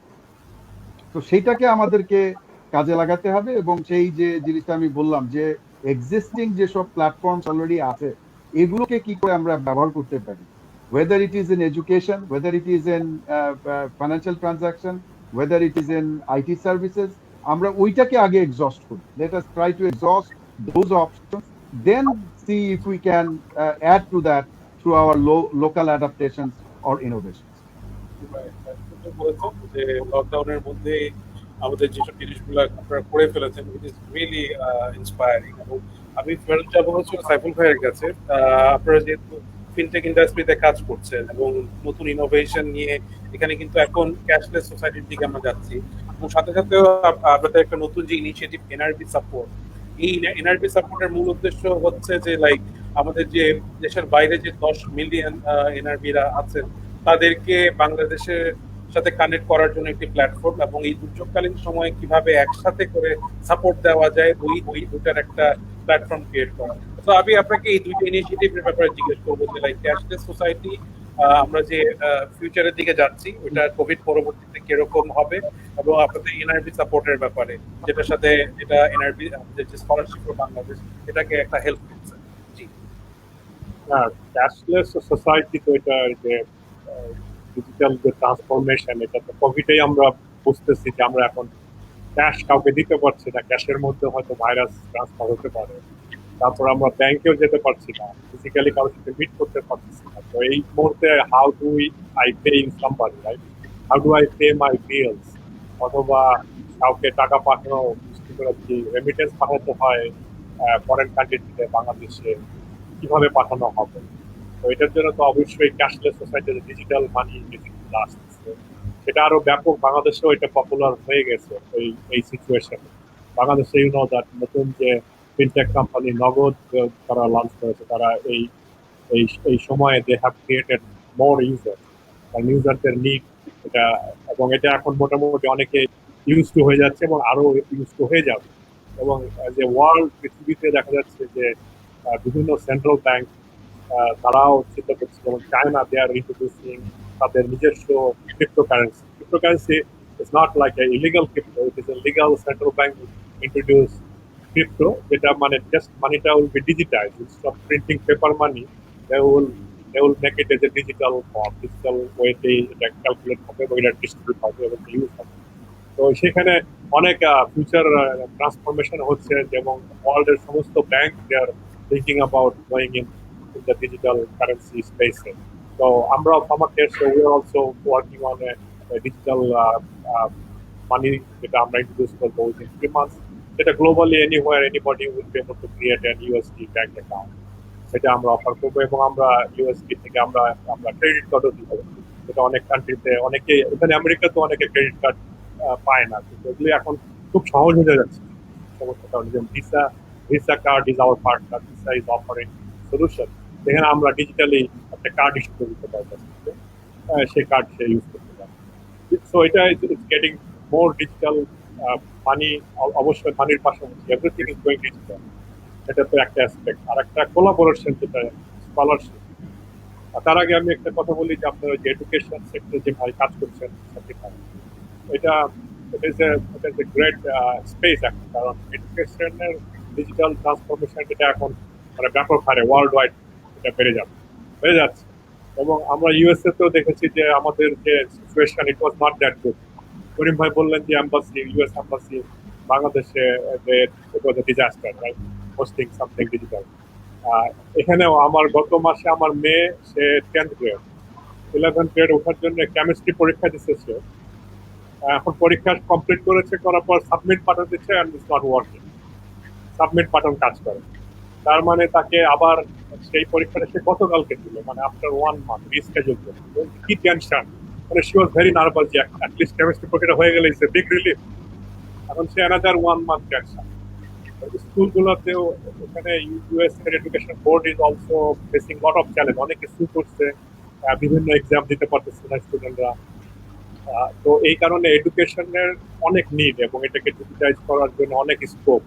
Even যদি আপনি বাংলাদেশের এই product, আপনি ভালো product করতে পারেন, maybe we can also bring it in the US and introduce the US এখানের school college system. কারণ এগুলো এখন লাগবে, কারণ সেপ্টেম্বর থেকে এখানে হয়তো আমেরিকাতে স্কুল কলেজ ওপেন হবে না, মানে এখন পর্যন্ত সেপ্টেম্বর অক্টোবর ভাইরাস না, মানে অ্যান্টিভাইরাস না আসা পর্যন্ত, ভ্যাকসিন না আসা পর্যন্ত এখানে স্কুল কলেজ ওপেন হবে না। এখন একমাত্র উপায় কি, এই জুমের মাধ্যমে ক্লাস করানো অথবা অন্যান্য টুল ইউজ করা। তো create that tool, it's going to help. Now come back to scholarship Bangladesh. Scholarship Bangladesh are another thing, Sumaiya আপা এবং সবাই বলেছেন, রোহিদা আপা, যে কোলাবোরেশন এখন। হ্যাঁ, লুক এট দিস, লাইক করিম ভাই হচ্ছে টেকনোলজির, মানে হি ইজ দ্য পায়োনিয়ার। বাংলাদেশে প্রথম বেসিসের soft expo he organized, and আমি লাকি যে আই ওয়াজ দেয়ার 2002-তে। এখানে ডক্টর আছেন, এখানে এনজিও আছেন যে ওমেনকে নিয়ে কাজ করছেন, এখানে education sector. So this actually কোলাবোরেশনটা is kind of really I am getting মানে ইন্সপায়ার্ড যে আসলে লুক এট মি, আমি ইন পেনসিলভেনিয়াতে, কত দূরে আপনাদের থেকে। আমি এখানে 35 ইয়ার্স আমেরিকাতে। I came here when I was like kid. হ্যাঁ, এখন you can talk to you guys, you can learn about what's happening in Mymensingh. মানে can you imagine সবাই যদি এরকম কোলাবোরেট করতে পারে, কত কিছু করা সম্ভব। মানে ছোটবেলাতে আমরা শুনেছি 10-এর লাঠি একের বোঝা না। তো এখন যদি আমরা এখান থেকে আমেরিকা থেকে, অস্ট্রেলিয়া থেকে, মালয়েশিয়া থেকে, সিঙ্গাপুর থেকে, বাংলাদেশ থেকে, ময়মনসিংহ থেকে, everywhere, if we do little bit for humanity, মানে at the end of the day, what will remain behind? আমাদের পিছনে কি থাকবে, যে আমাদের কর্ম। সেই কর্মটা যদি আমরা একটু একটু করে করতে পারি, that's what I think. Imran, you've taken great initiative, এবং আপনারা যারা আজকে জয়েন করছেন, I will encourage you to help him and help us. It's like help me help you. হ্যাঁ, আমি আপনাকে হেল্প করবো, আপনি আমাকে হেল্প করবেন। এটা কোলাবোরেশনের মাধ্যমে, I mean, great thing can be done. Look at NRB, আমরা $30 বিলিয়ন বাংলাদেশে পাঠাই, মানে লিগালি 16-17 বিলিয়ন, বাট ইলিগালি আরো বেশি পাঠায়। আমরা যদি মনে করেন $1 মিলিয়ন এই এনআরবিদের কাছ থেকে বাংলাদেশের জন্য ডোনেট করা every month for scholarship or for women empowerment, possible. কিন্তু আমাদের ওই কোলাবোরেশনটা নাই। I mean, lack of, আমার লাইফটা আমি দেখি নাই। সো আমার মনে হয় young guys, you are taking this initiative, we should help you and let's collaborate, এবং সবাইকে এখানে ইনভলভ করা, এঙ্গেজ করা, to do something good. এটা যত স্মলই হোক, if you can make a help with one woman, you can make one student, that's good enough. We don't have to do big things, but let's do small things. So I'm really inspired that Imran you're doing, and Thank you, Saiful bhai. to be part of this collaboration. Thank you Saiful ভাই for your kind ওয়ার্ডস, এবং NRB support নিয়ে আপনি যেভাবে আগাচ্ছেন, আমরা যেভাবে support পাচ্ছি, এবং আশা করি আমরা খুব শীঘ্রই এটাকে একটা বড় প্ল্যাটফর্ম ক্রিয়েট করতে পারবো এনআরবিদের জন্য, আমাদের যারা ভাই বোনেরা দেশের বাইরে আছেন। এবং আমরা ফেরত চলে যাব আমাদের ডাক্তার তৌহিদা আপুর কাছে। এই কোভিড কালীন সময়ে অনেকেই কিন্তু অনেক ধরনের কোয়েশ্চেন থাকে অ্যাবাউট স্কিন কেয়ার, আপনি যেহেতু স্কিন বিশেষজ্ঞ, তো ওই ব্যাপারে আপনি কি পরামর্শ দিবেন? কারণ এখন কিন্তু মানে কেয়ারফুল থাকার চেয়ে সবচেয়ে বড় কথা হচ্ছে সচেতনতা আমাদেরকে আরো বৃদ্ধি করতে হবে। তো এই ব্যাপারে আপনার যদি কোনো এক্সপার্ট ওপিনিয়ন থাকে আপনি একটু শেয়ার করেন প্লিজ। এখন পর্যন্ত কিন্তু কোভিড-19 এর কোনো মেডিসিন আসেনি যে আমরা এটা সেবন করলে বা ব্যবহার করলে নির্মূল হয়ে যাবে। আমরা যে দুটি বিষয়ে ফোকাস করছি, যে একটি হচ্ছে ইমিউনিটি বুস্ট আপ, মানে আমাদের নিজস্ব রোগ প্রতিরোধ ক্ষমতা বৃদ্ধি, আর কিছু শিষ্টাচার, কিছু হাইজিন হ্যাবিট মেনটেন করা। তো এখন যখন আমরা হাইজিন হ্যাবিট গুলো মেনটেন করছি, তখন কিন্তু আমাদের স্কিনের কিছু ইস্যু এসে যাচ্ছে। তো শুরুতে আমি আমার রোগ প্রতিরোধ ক্ষমতা কিভাবে বৃদ্ধি করব এটি একটু শেয়ার করতে চাই, কারণ এর অপশন আর কিছু নাই। নিজেকে সুস্থ রাখতে হলে নিজের রোগ প্রতিরোধ ক্ষমতা বৃদ্ধি করতে হবে, যেটাকে আমরা ইমিউন সিস্টেম বলে থাকি। তো প্রধানত আমরা জানি যে আমরা সবাই খাই, আমাদের মানে খাদ্যাভ্যাস আমাদের একটা একটা বিরাট অংশ আমাদের দিনের। তো সেখানে আমরা যে খাবারটা খাবো সেটা একটা মিল প্ল্যান করতে হবে, একটা পারফেক্ট মিল প্ল্যান করতে হবে, যে আমি সকালে দুপুরে বা রাতে কি খাবো একটা যদি প্ল্যান করে নেই, তাহলে কিন্তু আমরা যে আনহেলদি খাবারগুলো আমরা সেভাবে কনজিউম করব না। আর আনহেলদি খাবার বলতে আমরা কি বলছি, যে আমরা অনেকেই জানি, আমাদের সাথে যারা আছেন আমরা সবাই মোটামুটি এ ব্যাপারে জানি যে আনহেলদি ফুড আমরা তিনটি ব্যাপারে ফোকাস করি। একটি হচ্ছে যে খুব সুগার কন্টেনিং ফুড, সেটা সুগার কন্টেনিং পানীয় হতে পারে, কোনো খাবারও হতে পারে। সল্ট কন্টেনিং ফুড, সেগুলো আমরা তো দৈনন্দিন জীবনে সল্ট খাচ্ছি, কিন্তু সেটা একটু আধিক্যভাবে, বা যারা বাইরে আছেন আমাদের সাথে অতিথিরা তারা জানেন যে প্রিজার্ভ এবং প্রসেস ফুড কিন্তু বাইরে খুব বেশি খাওয়া হয়। ক্যান্ড ফুড, এগুলোতে প্রচুর পরিমাণে প্রিজারভেটিভস থাকে, অ্যাডিটিভ থাকে, টক্সিন থাকে, যেগুলো আমাদের ইমিউনিটিকে কমিয়ে আনে। আর একটি হচ্ছে যে ট্রান্স ফ্যাট, যে তেলটি আমরা অনেকক্ষণ ধরে ফুটিয়ে নেই, বা যে ফ্যাটটি আনহেলদি, আমাদের কোলেস্ট্রল বাড়িয়ে দেয়, কোমরবিড ডিজিজ গুলো বাড়িয়ে দেয়, সেগুলো হচ্ছে আনহেলদি ফুড, আনহেলদি ফ্যাট। কারণ দেখা গেছে যে যারা একটু ওবেস, যাদের ইমিউনিটি কম, যাদের কোমরবিড ডিজিজ আছে, যেমন ডায়াবেটিস, হাইপারটেনশন, অ্যাজমা, তাদেরই কিন্তু কোভিড-19 বেশি অ্যাটাক করছে এবং মর্টালিটি রেটটাও বেশি। তো আমাদের এই ব্যাপারটাকে খেয়াল রাখতে হবে, একটা হেলদি ওয়েট মেনটেন করতে হবে। আর খাবারের পরে আমি যেটিকে ফোকাস করব সেটি হচ্ছে স্ট্রেস ম্যানেজমেন্ট, নিজেকে দুশ্চিন্তা মুক্ত রাখা, যেটি আমরা এখনো পারছি না। কারণ করোনার আতঙ্ক কবে শেষ হবে আমরা কিন্তু কেউ জানি না। এটি আমাদের কিন্তু সামাজিক, অর্থনৈতিক, মানসিক সবকিছুর উপরে একটা প্রভাব ফেলছে। তো সেক্ষেত্রে স্ট্রেস ম্যানেজমেন্টে আমরা বলি যে নিজের ফুসফুসটাকে সুস্থ রাখতে হবে। আমার ফুসফুস যদি সুস্থ থাকে, হেলদি থাকে, ভাইরাস আমাকে অ্যাটাক করতে পারবে না, বা করলেও সেভাবে সিভিয়ার ভাবে অ্যাটাক করবে না। তো সেক্ষেত্রে আমরা এক্সারসাইজ করব, ব্রিদিং এক্সারসাইজ করব, যাদের অ্যাজমা আছে তারা একটু লো ইন্টেন্সিটি এক্সারসাইজ গুলো করবে। আর আমরা ইয়োগা, মেডিটেশন, আর যে যে ধর্মে আছি আমাদের প্রার্থনা কিন্তু একটা ভালো এক্সারসাইজ, মেডিটেশন, যে আমাদের সৃষ্টিকর্তার সাথে একটা কানেকশন এনে দেয়, মন ভালো থাকে। এরপরে আমি বলবো যে কোয়ালিটি স্লিপ, একটা নির্দিষ্ট সময় পর্যন্ত ঘুম। কারণ লকডাউনের কারণে আমাদের রুটিন এবং বায়োলজিক্যাল ক্লকটা কিন্তু চেঞ্জ হয়ে গেছে। দেখা যাচ্ছে যে আমরা সারা রাত জেগে আছি, দিনে ঘুমাচ্ছি। এটি তো ঠিক না, কারণ আমাদের যে ইন্টারনাল ক্লক এটাকে ঠিক রাখতে হবে। তো একটা কোয়ালিটি স্লিপ, সেটা রাতে, যেহেতু ঘুমের সময় আমরা রাতেই ঘুমাবো। এরপরে আরেকটি ব্যাপারে ফোকাস করতে চাই যে স্মোক। আমাদের 31শে মার্চ মানে মে কিন্তু ওয়ার্ল্ড নো টোবাকো ডে ছিল। তো একটা স্মোকিং, মানে আমরা যে বলি একটা সিগারেটে নানা ধরনের টক্সিন থাকে, যেমন 4500 মতো টক্সিন থাকে। তো এগুলো আমাদের জন্য ইনজুরিয়াস। আর করোনাকালীন সময়ে বারবার এটাতে ফোকাস করা হচ্ছে যে স্মোকিং হ্যাবিট যাদের আছে কুইট করতে। অনেকে বলছে হ্যাঁ আমি তো কুইট করেছি, কিভাবে করছি, আজকে সকালে খেলাম না, আগে 10টা খেতাম এখন 3টা খাচ্ছি, আগে 1 প্যাকেট খেতাম এখন 3টা নিচ্ছি। তো এই ধরনের কোনো হ্যাবিট রাখা যাবে না। মানে কুইট করা মানে আমাকে একেবারেই এটা থেকে মুক্ত হতে হবে। এই সময়ে আমরা করোনাকালীন সময়ে স্মোকিং হ্যাবিট রাখবো না, পরবর্তী সময়েও রাখবো না। এরপরে আসছে যে কিছু হ্যাবিটের কথা আমি বলেছি যে মেনে চলা। তো প্রথমেই আসে যে সোশ্যাল ডিস্ট্যান্সিং, যে 6 ফুট দূরত্ব মেনে চলা। আমাদেরকে সাইফুল ভাই বলেছেন যে এর পরবর্তীতে আমরা যখন এয়ারক্রাফটে যাব আমাদের একটু সময় নিয়ে যেতে হবে, কারণ আগে যেমন আমরা খুব এই কোনো সোশ্যাল ডিস্ট্যান্সিং হতো না, কিন্তু একজনের সাথে গা ঘেঁষেই আমরা সব চেক ইন করতাম। আই ট্রাভেলড আ লট, আমার একটু ট্রাভেলিং হিস্ট্রি আছে এবং আমি খুব পছন্দ করি মানে এক্সপ্লোর করতে। তো সেক্ষেত্রে সোশ্যাল ডিস্ট্যান্সিং, 6 ফুট দূরত্বে নিজেকে রাখতে হবে। কারণ মনে রাখতে হবে যে আমি ছাড়া আমার পাশে যে আছে, আমার বন্ধু, আমার পরিবারের সদস্য, যেই হোক না কেন, সে হতে পারে কোভিড-19 ক্যারিয়ার। তো এই কারণেই এই সোশ্যাল ডিস্টেন্সিংটা মেনটেন করতে হবে। এরপরে আসছে যে মাস্ক, একটা কোয়ালিটি মাস্ক পরা, মানসম্মত মাস্ক পরা। যেমন সার্জিক্যাল মাস্ক আমরা যেটা পরি সেটি হচ্ছে আমাদের 50% প্রোটেকশন দেয়। মানে আমরা N95 যে মাস্কটি, এটা আমাদের 95% প্রোটেকশন দেয়। তো আমরা হচ্ছে N95 মাস্কটি আমরা চিকিৎসকদের জন্য রাখি, কারণ যখন আমরা সাধারণ মানুষও ব্যবহার করব তখন দেখা যাবে যে যদি এটা এক্সপেন্সিভ, চিকিৎসকরা কিন্তু এটি পর্যাপ্ত পরিমাণে পাবে না, তখন তারাই আক্রান্ত হবে। এবং আমরা দেখছি যে ওয়ার্ল্ড ওয়াইড কিন্তু চিকিৎসক এবং হেলথ কেয়ার প্রোভাইডাররা বেশি আক্রান্ত হচ্ছে। তো এরপরে আসছে যে আমার টপিক যেটি, যে হাত ধোয়া। আমরা সবাই জানি যে 20 সেকেন্ড ধরে হাত ধোয়া, বারবার হাত ধোয়া।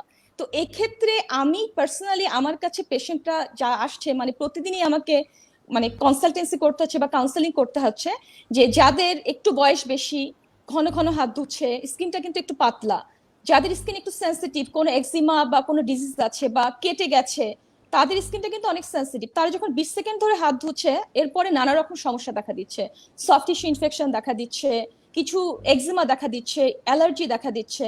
তো তাদের জন্য আমি 20 সেকেন্ড হাত ধোয়ার সাথে আমি রুল অফ 20 এই টেকনিকটাকে ফলো করতে বলছি, যে 20 মিনিট ধরে হাত ধুয়ে 20 মিনিট ধরে কোনো একটি সফট কাপড়, মানে হ্যান্ড টাওয়েল দিয়ে হাতটিকে মুছবে, মানে শুকনো করবে। এরপর 20 সেকেন্ড ধরে কোন একটি ময়শ্চারাইজার ব্যবহার করবে। তো রুল অফ 20, এতে হবে কি, তার হাত প্রোটেক্টেড থাকবে।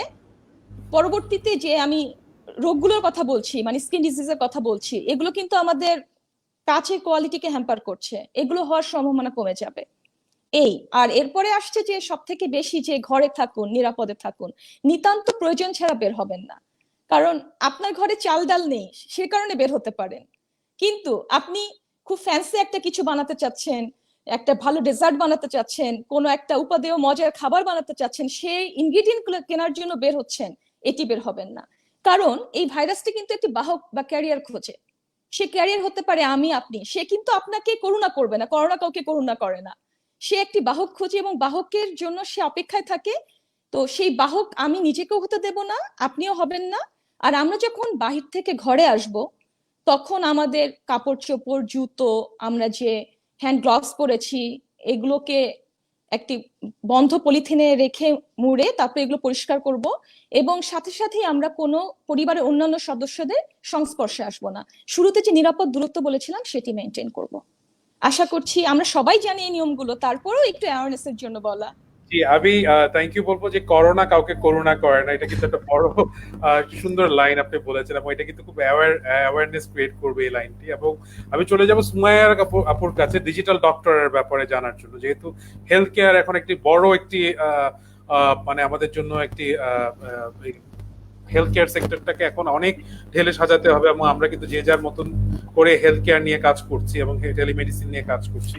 তো ডিজিটাল ডক্টর ইনিশিয়েটিভটা নিয়ে যদি আপনি একটু বলেন সবাইকে, তাহলে অনেকে জানতে পারবে আপনাদের ইনিশিয়েটিভটার ব্যাপারে।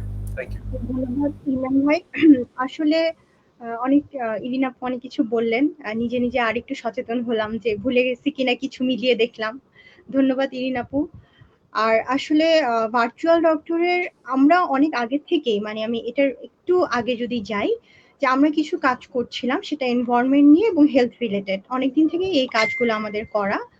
যখন করোনা আসলো তখন দেখলাম যে অনেক ফোন আসছে আমাদের কাছে, যে আপু আপনার যদি পরিচিত কোনো ডক্টর থাকে একটু আমাদেরকে বলেন, আমাদের এই হেল্পটা লাগবে বা এই সাজেশনটা দরকার। তো এত কল আসছে, তখন আমরা চিন্তা করলাম যে না, এখন আসলে আর ওই আস্তে আস্তে করে হেলথ নিয়ে কাজ করার সময় না, এখন যেটা করেছি সেটাই আমরা একটু লঞ্চ করে দেই, সেটাই দিয়ে দেই যতটুকু কাজ হয়েছে।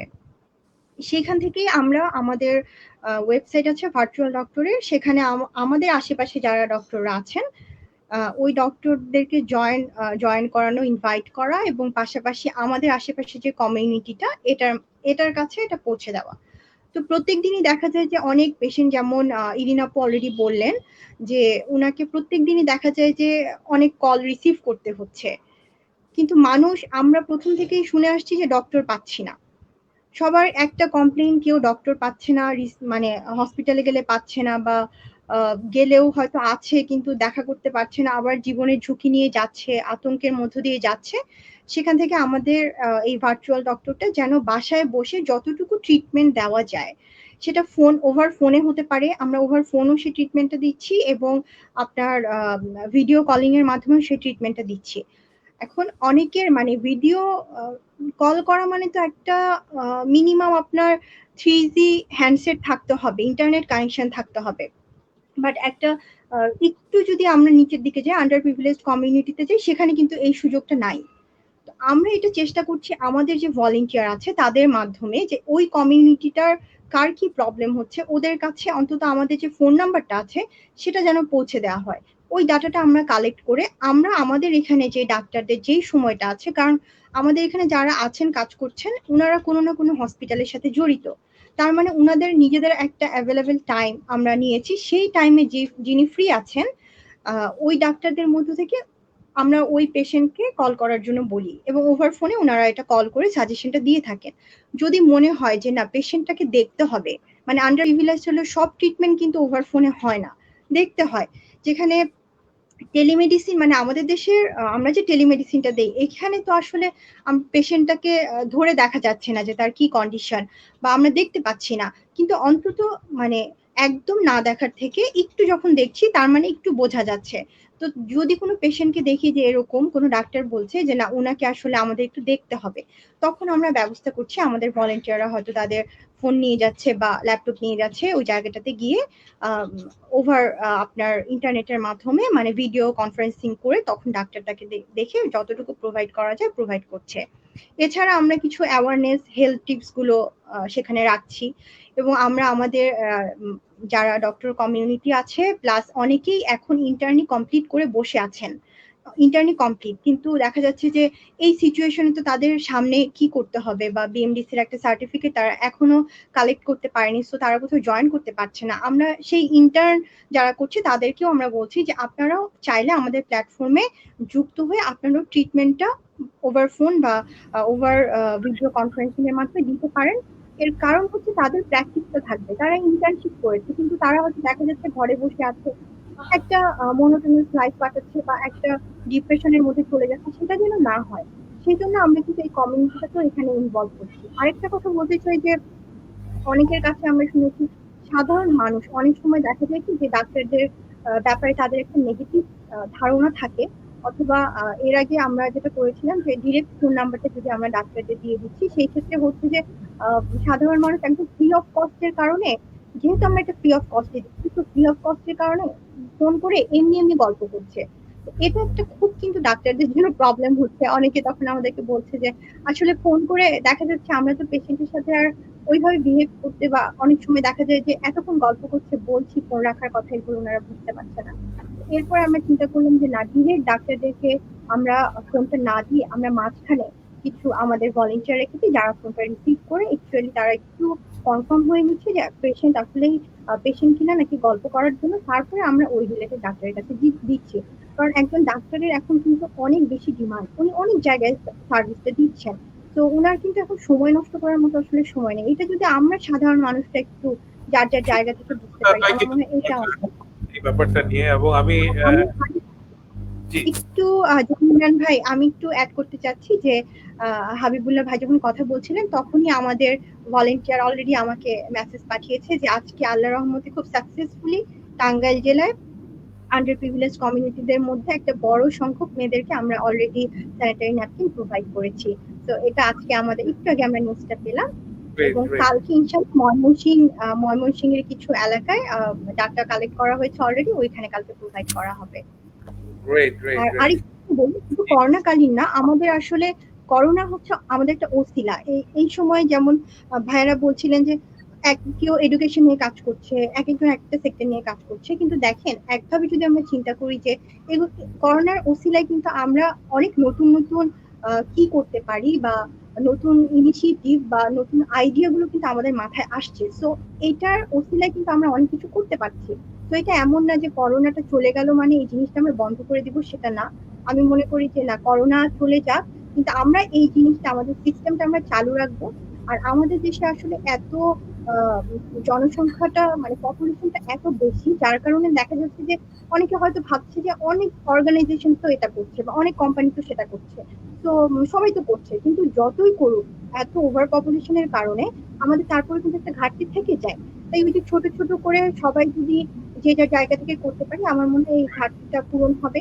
আর আমাদের যে এনভায়রনমেন্ট নিয়ে যে আমাদের কাজটা, আমাদের যে অর্গানাইজেশন আছে এনভায়রনমেন্টের ওয়ান ফ্রন্টিয়ার, তো এই কাজটা আমরা আগেই শুরু করেছিলাম, বাট করোনাকালীন আমরা জানি না আমরা কতটুকু কি করতে পারবো। আজকে ওয়ার্ল্ড এনভায়রনমেন্টাল ডে, তো আমাদের ইচ্ছা যে ইনশাল্লাহ একটু পরিবেশটা শিথিল হয়ে আসলে, সুন্দর হয়ে আসলে আমরা যেন আমাদের বৃক্ষরোপণ অভিযানের সামনে সেটা সুন্দর করে করতে পারি। করোনা একটি উছিলা আমাদের এই জিনিসগুলোকে এক্সপ্লোর করার জন্য, এবং আমরা কিন্তু সবকিছুর জন্য একটা রিজন খুঁজি, যে রিজন গুলা কিন্তু সবসময় আমাদেরকে ফ্রুটফুল এন্ডিং এর দিকে নিয়ে যায়। এবং we are very much hopeful for some upcoming collaboration. তো আমরা এই দেখতে দেখতে কিন্তু শেষ পর্যায়ে চলে এসেছি।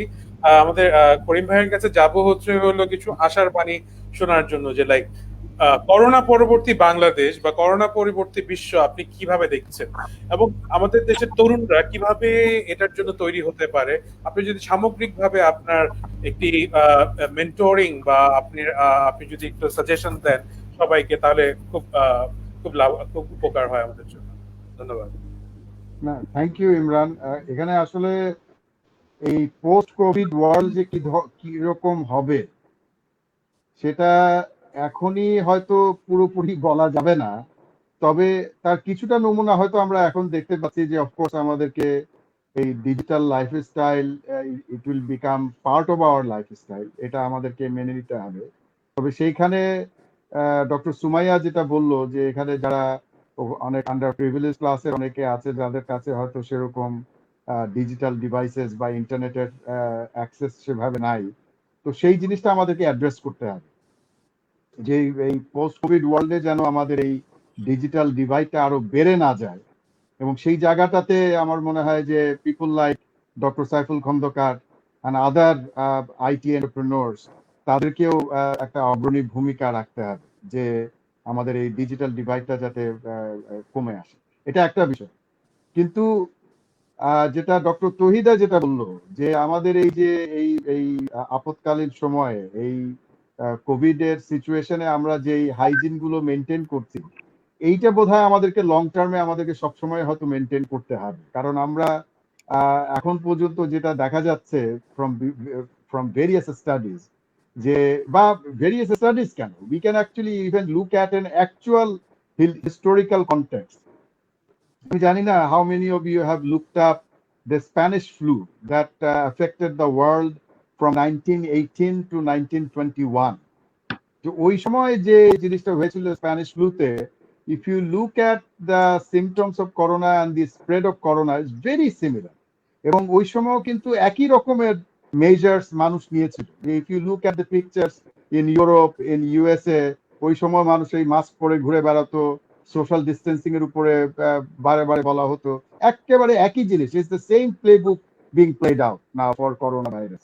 তো সেইখানে আমরা যেটা দেখতে পাচ্ছি যে এই করোনা ভাইরাসের বিষয়টা হয়তোবা 2-3 বছরের আগে চলে যাবে পৃথিবী থেকে।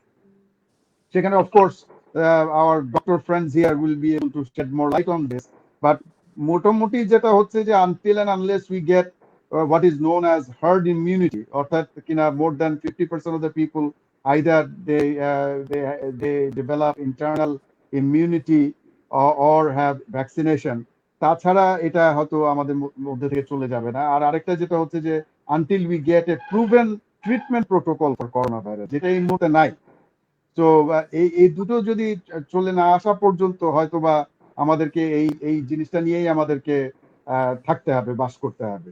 তো সেই কারণে আমাদের এই যে পোস্ট কোভিড যে ওয়ার্ল্ড, সেটা সম্পর্কে এখনই আমাদেরকে we have to get ready. এবং এইটার ব্যাপারে যেটা হচ্ছে যে অনেকেই মনে করে যে, এবং আমি ইন্টারনেটও দেখছি যে প্রচুর মিসইনফরমেশন মানে being spread out even from very responsible quarters, very unfortunate.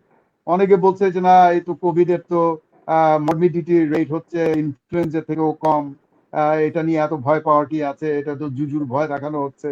there are plenty of such misinformation। এইগুলোর ব্যাপারেও আমাদেরকে, আমার মনে হয়, the young people the educated class, we have to play a leading role in making sure that we really allow people to understand the real threats about coronavirus. Coronavirus সবচেয়ে বড় threat হচ্ছে যে এটা হয়তোবা ফ্লুর মতোই একটা সাধারণ অসুখ, কিন্তু ফ্লুর ট্রিটমেন্ট আছে, এটা কোনো ট্রিটমেন্ট নাই।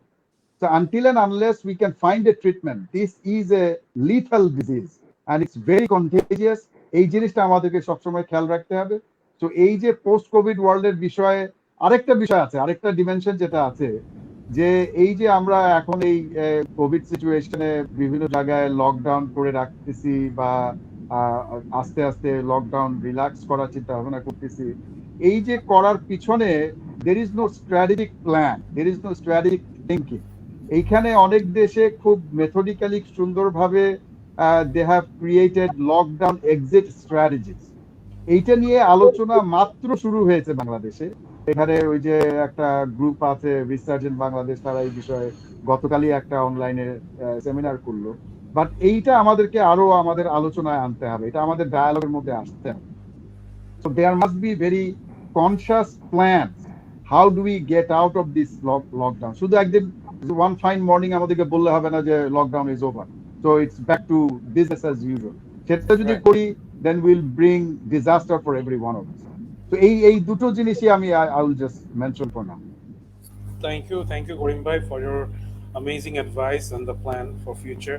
এবং আমি চলে যাব হলো সাদিক ভাইয়ের কাছে, যে লাইক আপকামিং আপনারা যেহেতু এডুকেশন নিয়ে কাজ করছেন, কি ধরনের ইনোভেশন আপনাদের থেকে আসছে সামনে, এবং আপনারা কোভিড পরবর্তী বাংলাদেশে কি কিরকম দেখতে চাচ্ছেন, এবং ওইটার জন্য কিভাবে তৈরি হচ্ছেন, এই ব্যাপারে আপনার থেকে একটু জানতে চাবো। সাদিক আল সরকার,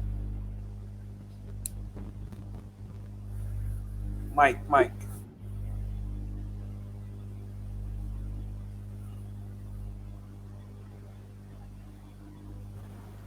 সরি,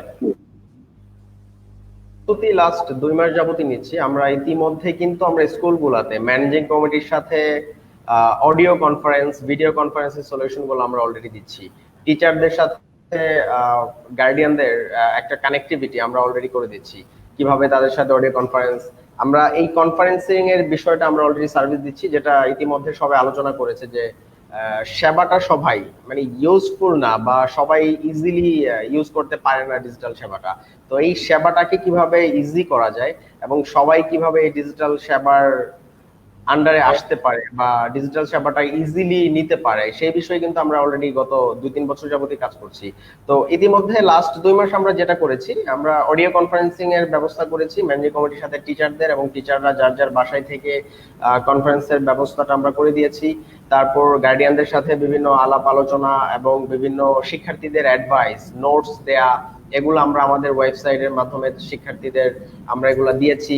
ইমেইল কিভাবে করতে হয়, এই টোটাল আইটি যে সলিউশন গুলো আছে বা ডিজিটাল সেবাগুলো আছে, এগুলা ইজি করার জন্য যা যা করা দরকার আমরা এগুলা করেছি, এবং অলরেডি আমরা বেশ কিছু উদ্যোগ হাতে নিয়েছি যেগুলা শিক্ষা ব্যবস্থাটাকে, অবশ্যই গভর্নমেন্ট তো করছেই, ডিজিটাল বাংলাদেশের ডিজিটাল শিক্ষা ব্যবস্থা করছে, বাট আমাদের পক্ষ থেকে বেসরকারিভাবে আমরা ট্রাই করছি যতটা ইজি করা যায় শিক্ষা ব্যবস্থাটাকে, এবং ডিজিটাল প্ল্যাটফর্মের মধ্যে সবাইকে নিয়ে আসা যায়। ফাহাদ ভাই অফলাইনে চলে গেছে। না, আমি আছি। আচ্ছা, তো আমাদের কোভিড পরবর্তী যে উদ্যোগগুলো, সেই উদ্যোগগুলো টোটালি শিক্ষার্থীদের নিয়ে, বেসিক্যালি আমরা একেবারেই এডুকেশন বেসে কিছু চিন্তা করছি, এবং স্কুল কলেজগুলোর সাথে শিক্ষার্থীদের এবং শিক্ষার্থীদের অভিভাবকদের কিভাবে কানেক্টিভিটি রাখা যায়, অনলাইন এক্সাম কিভাবে নেওয়া যেতে পারে, তারপর অনলাইন ক্লাসগুলো কিভাবে করা যেতে পারে, আলটিমেটলি এগুলো নিয়ে আমরা কাজ করছি। আর অনলাইন পেমেন্ট গেটওয়ের বিষয়গুলোও বাংলাদেশে যারা কাজ করছে তাদের সাথে আমরা কোলাবোরেশন করার চেষ্টা করছি, কিভাবে অনলাইনে ফিস গুলা কালেক্ট করা যায় বা ফি গুলা নেওয়া যায়। বিভিন্ন বেসরকারি স্কুলগুলো আসলে এখন ফি কালেক্ট করতে পারছে না, দ্যাটস ওয়াই টিচারদেরও এটা সবচেয়ে মেজর একটা প্রবলেম, যেটা শিক্ষকরা বেতন বেসরকারি স্কুলগুলোতে শিক্ষকদের স্যালারিটা তারা কালেক্ট করতে পারছে না বা নিতে পারছে না। এইটা কিভাবে গার্ডিয়ানদের কাছ থেকে নেওয়া যায় সেই বিষয়েও বিভিন্ন স্কুল আমাদের কাছ থেকে হেল্প চাচ্ছে। তো এটার জন্য আমাদের ডিজিটাল মানি ট্রান্সফার যারা আছে তাদের সাথে আমাদের এটা কোলাবোরেশন করতে হচ্ছে বা আমরা সেই সেবাগুলো নিচ্ছি। তো ওভারঅল আমাদের এডুকেশন সিস্টেমটাকে হাতের মুঠোয় নিয়ে আসার জন্য যা যা করা দরকার সব ধরনের পরিকল্পনা আমরা হাতে নিয়েছি। ইনশাআল্লাহ আমরা বেটার কিছু করব বাংলাদেশের ডিজিটাল এডুকেশনের জন্য। এবং আমরাও আশাবাদী দেখার জন্য যে আপনারা কি কি করছেন, সর্বাত্মক সহযোগিতা করার জন্য আমরা আছি পাশে। তো ইনশাআল্লাহ আমরা একটু কোলাবোরেশন করতে পারবো। তো আমরা ফেরত যাবো হচ্ছে আমাদের ডাক্তার তৌহিদা আপুর কাছে। আপনার কাছ থেকে সবচেয়ে বেশি যেসব কোয়েশ্চেন আমাদের কাছে অনেকগুলো এসছে যেগুলো অফলাইনে আমি আপনাকে পাস করে দিব। সো আপনি কোভিড থেকে মুক্ত থাকার জন্য এবং আপকামিং যে ইমিউনিটি সিস্টেমকে ইমপ্রুভ করার জন্য আপনার কাছে কি ধরনের অ্যাডভাইস থাকবে? সো আপনি as a doctor point of view থেকে যদি লাস্ট কিছু অ্যাডভাইস আমাদের ভিউয়ার্সকে দিয়ে দেন যারা পরবর্তীতে দেখবে, তারাও যেন এই ব্যাপারটা নিয়ে কাজ করতে পারে। সো আপনি যদি কিছু বলেন।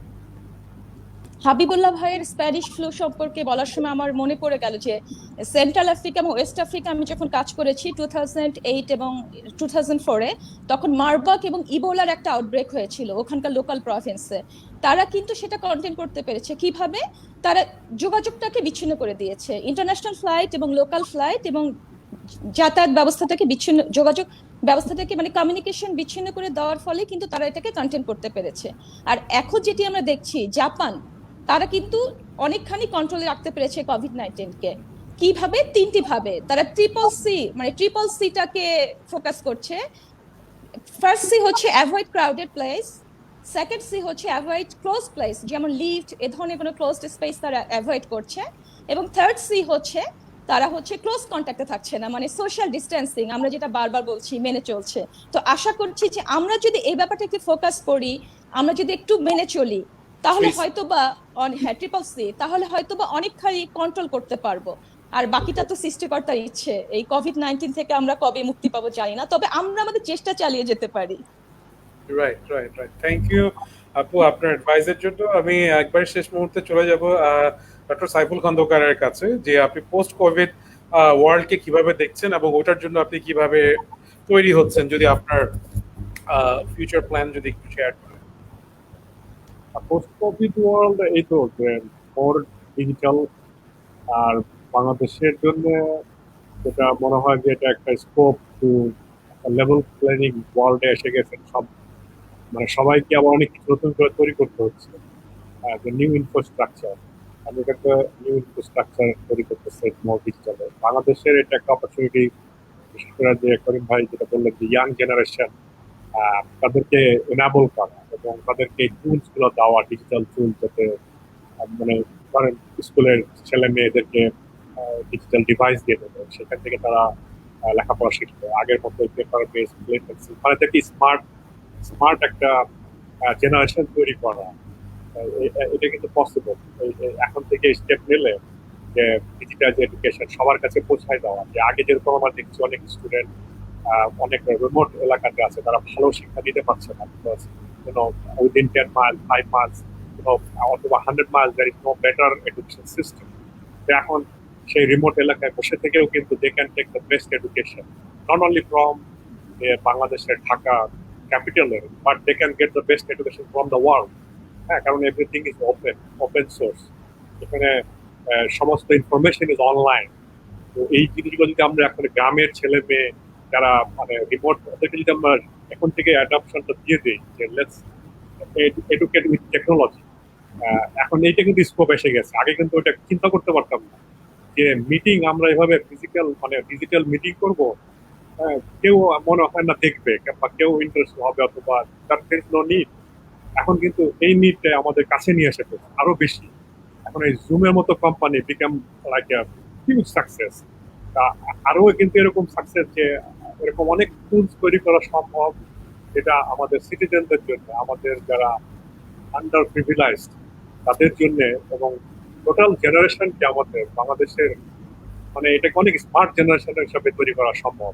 এই স্টেপগুলো যদি স্ট্র্যাটেজিক্যালি নেওয়া যায়, এইটাকে সামনে রেখে, এখন যেহেতু আমাদের সব পড়াশোনা আমাদেরকে এখন অনলাইনে করতে হচ্ছে, আগে যেটা সম্ভব ছিল পড়াশোনা কিভাবে ক্লাস টিচার সামনাসামনি না বসলে, প্যারেন্টস টিচার ডিসকাশন না করতে, তো এখন কিন্তু এটা কিন্তু একটা প্র্যাকটিক্যাল সেন্সে যে এই রিয়ালিটি নিউ রিয়ালিটিস এরকমই হবে। হ্যাঁ, এখন আমরা প্লেনে গেলে দেখবো যে 6 ফিট দূরে আমরা ফ্লাইটে বসতেছি, অ্যাটলিস্ট নেক্সট 2 ইয়ার দেখা যাবে যে মাঝখানে আইলে কেউ নাই, ডিস্টেন্স রাখতেছি। তারপরে বিজনেস, এটা আরো গ্লোবাল। আজকে আমি একটা নিউজ দেখলাম যে new economy, e commerce economy developing around $6 trillion globally, just because of Covid, মানে পোস্ট কোভিড, যেখানে কেনা বেচা হবে অনলাইনে, কিন্তু আগে সম্ভব ছিল না। মানুষে কিনবে, আগে যেটা দোকানে যে কিনতে এখন ঘরে বসে কিনতেছে। অলরেডি আমাদের আমেরিকাতে কিন্তু অলরেডি অনেক চেঞ্জ এসছে কোভিড এর কারণে। যেমন আগে আমরা ওয়ালমার্টে, টার্গেট, এখন কিন্তু ঘরে বসে থেকে অর্ডার করতে পারছি, ওরা পিক আপ রেডি করে রাখতেছে, আমরা জানিয়ে নিচ্ছি, কারণ they want to move people faster from টার্গেটের মধ্যে ঘোরাঘুরি না করে, ওয়ালমার্টে ঘোরাঘুরি না করে আমরা ঘরে বসে থেকে অর্ডার করে দিলাম, ওখানে ওরা রেডি করলো, জাস্ট সেট করে নিয়ে বেরিয়ে গেলাম। এই যে রিটেল পারচেজ গুলা, online purchase, shopping, education, health care, telemedicine, মানে হিউজ সমস্ত একটা economy is going to transform, it is transforming. এবং ডিজিটাল ট্রান্সফরমেশন কি হবে আফটার 5 ইয়ার্স, মানে আমরা এখন ইমাজিনই করতে পারছি না। এখন যেরকম আমরা চোখ দিয়ে কথা বলছি, দেখা যাবে যে everything is connected, there is no need even physical, মানে অনেক কিছু ক্লোজ হয়ে যাচ্ছে, ক্লোজ প্রক্সিমিটি। এই জিনিসটা আমাদের দেশের এখন ট্রেমেন্ডাস অপরচুনিটি। এটাতে মানে লিডারশিপ নিয়ে এবং এটাকে লেভারেজ করে একটা নতুন একটা স্মার্ট জেনারেশন তৈরি করা ভেরি ভেরি ইউজফুল। এবং Bangladesh to become a solution country for the world. ঘরে বসে থেকে বাংলাদেশের গ্রামের ছেলেরাও they can provide service to the world, America, Europe, বিভিন্ন কান্ট্রিতে service, personal assistance, bill payment করা, অন্যান্য সার্ভিস দেওয়া, এডুকেশন, ছেলেমেয়েকে হোমওয়ার্ক করানো, মানে অনেক সমস্ত কিছু এখন মানে ওয়াইড ওপেন, এবং ফিউচার উইল বি ট্রেমেন্ডাসলি ট্রান্সফর্মিং। এখন ইমাজিনও করতে পারছি। Thank you, Saiful bhai, for your kind words, and we are looking forward for the future after COVID-19. So আমরা একবার শেষ পর্যায়ে চলে এসেছি, শেষ করব সুমাইয়া আপুর আমরা আমাদের যে আপকামিং যে ইনিশিয়েটিভ, যে স্কলারশিপ ফর বাংলাদেশ, এবং ওইটাকে নিয়ে যে আমরা যেভাবে কাজ করছি, অনির্বাণ এবং ত্রিকোণমিতি যে প্রজেক্টটা আমরা ইনকর্পোরেট করেছি, এবং এটার থ্রুতে we are trying to create an impact, এবং we are looking for different donors and different like যারা এই সাহায্যটা পেতে চায় বা যারা এই স্কলারশিপটা পেতে চায়, তাদের জন্য আমাদের আপকামিং প্ল্যানটা যদি আপনি শেয়ার করেন ইন পয়েন্ট অফ ত্রিকোণমিতি, তাহলে খুব ভালো হয়।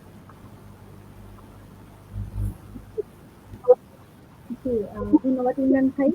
আমি একটু সাইফুল ভাইয়ের কথা ধরে বলতে চাই যে আমাদের ইয়থক অর্গানাইজেশন, যেটা মালয়েশিয়াতে, সেটা কিন্তু আমরা মালয়েশিয়ায় আপনার ইনোভেশন, টেকনোলজি অ্যান্ড এন্টারপ্রেনারশিপ নিয়ে কাজ করছি, এটা স্কুল পর্যায়ে। এটা ভাইয়ার এডুকেশন নিয়ে এবং সাদিক ভাইয়ের এডুকেশন নিয়ে অনেক কথা শুনলাম, তাই মাঝখানে একটু অ্যাড করলাম।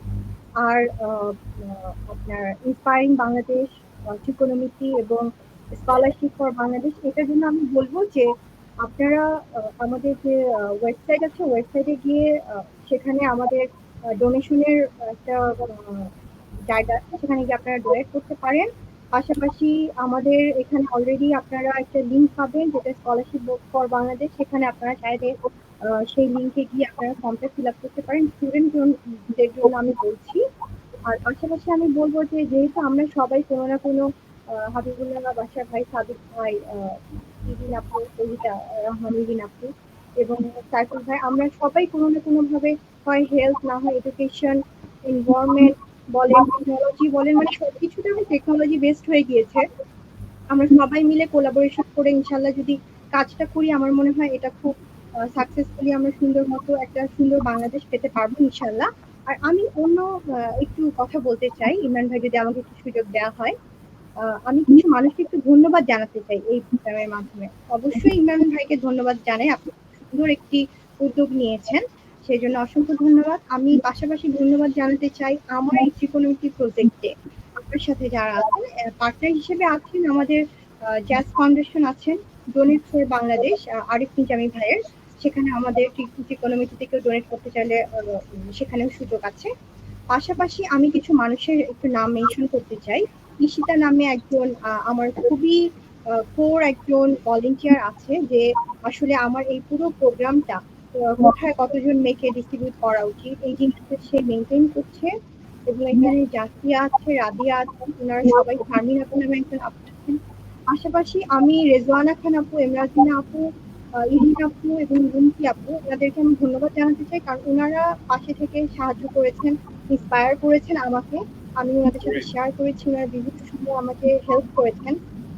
আর এরপরে আমি আমি আমার কিছু ফ্যামিলি মেম্বারদের ধন্যবাদ দিতে চাই, কারণ হচ্ছে ফ্যামিলি মেম্বারের সাপোর্ট ছাড়া হয়তো আমি এত কিছু করতে পারতাম না, যেটা সত্যি কথা বলতে গেলে। যে করোনা সিচুয়েশন অনেক কিছু শিখেছে, হাবিবুল আলম শুরুতে বলেছে, আর আমিও বলছিলাম যে অনেক কিছু শিখেছি আমি নিজেও। দেখা গেছে যে আমি আমার বাবাকে দেখে সবসময় ইন্সপায়ার করি। আমি যদি বলি এক বছর যে আমার আইডল হচ্ছে আমার বাবা, তিনি মুক্তিযোদ্ধা ছিলেন, 79 প্রথম বাংলাদেশি হিসাবে উনি সৌদি আরবে গিয়েছিলেন। তা এরপর আমার জন্ম, বড় বেড়ে ওঠা সবকিছুই কিন্তু সৌদি আরবে, আমার পড়ালেখা।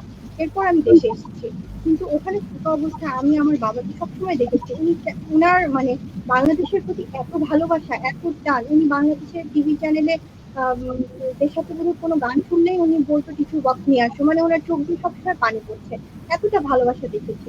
তা আমি আমার বাবাকে আজকে অফিসিয়ালি একটু ধন্যবাদ দিতে চাই। আমার বাবা, জানি না আমি দেখছি কিনা এই মুহূর্তে, কিন্তু আমি অফিসিয়ালি ধন্যবাদ দিতে চাই যে আমি আমার বাবার সবসময় এই জিনিসটা দেখে ইন্সপায়ার হয়ে আমি কাজে একটা আগ্রহ পাই। আমি আমার মাকে ধন্যবাদ দিচ্ছি, কারণ হচ্ছে আমি বাসায় হোম অফিস করছি, পাশাপাশি এই কাজগুলো করছি।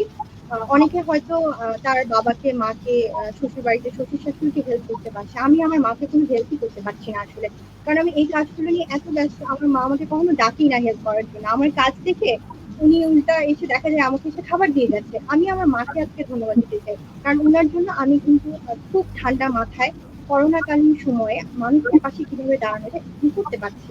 আমি আমার শ্বশুর শাশুড়িকে ধন্যবাদ দিতে চাই, কারণ এরকম শ্বশুর শাশুড়ি না হলে আমি কখনোই, শুধু করোনাকালীন সময় না, এর আগেও যখন আমরা বাইরে বের হতে পেরেছি, আমার মনে আছে রোহিঙ্গা ইস্যুতে আমি সেই টেকনাফে চলে গিয়েছিলাম ট্রিটমেন্ট দেওয়ার জন্য আমার কোনো টিম নিয়ে। তখন আমার শ্বশুর শাশুড়ি কিন্তু আমাকে সাপোর্ট দিয়েছিলেন। ওনারা কখনো বলেনি যে না কেন একা যাবে একটা মেয়ে হয়ে বা কোনো কিছু, সবসময় বলছে না ঠিক আছে করো, ইনশাল্লাহ তুমি পারবে। এটা আমার জন্য নিজে বড় একটা শক্তি, এটা আমি কখনো ওনাদেরকে আমার বলা হয়নি।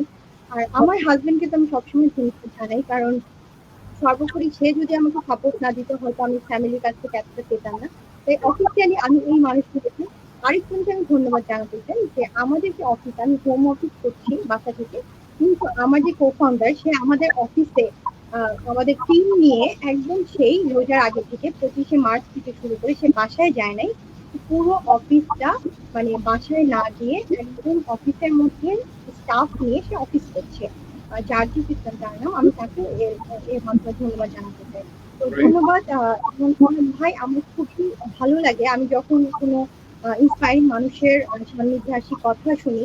আমি মাঝে মাঝেই দেখা যায় যে আমাদের দেশে যারা খুব ভালো ভালো কাজ করছে, আমি ওনাদের কোনো লাইভ হোক অথবা কোনো প্রোগ্রাম হোক আমি শোনার চেষ্টা করি, জানার চেষ্টা করি। আমার মনে হয় আমরা একটা জিনিস জানলেও যখন আমরা বারবার কোনো জিনিস জানা জিনিসই জানবো, তখন আরো বেশি নিজের মধ্যে কিন্তু আমি শক্তি খুঁজে পাই।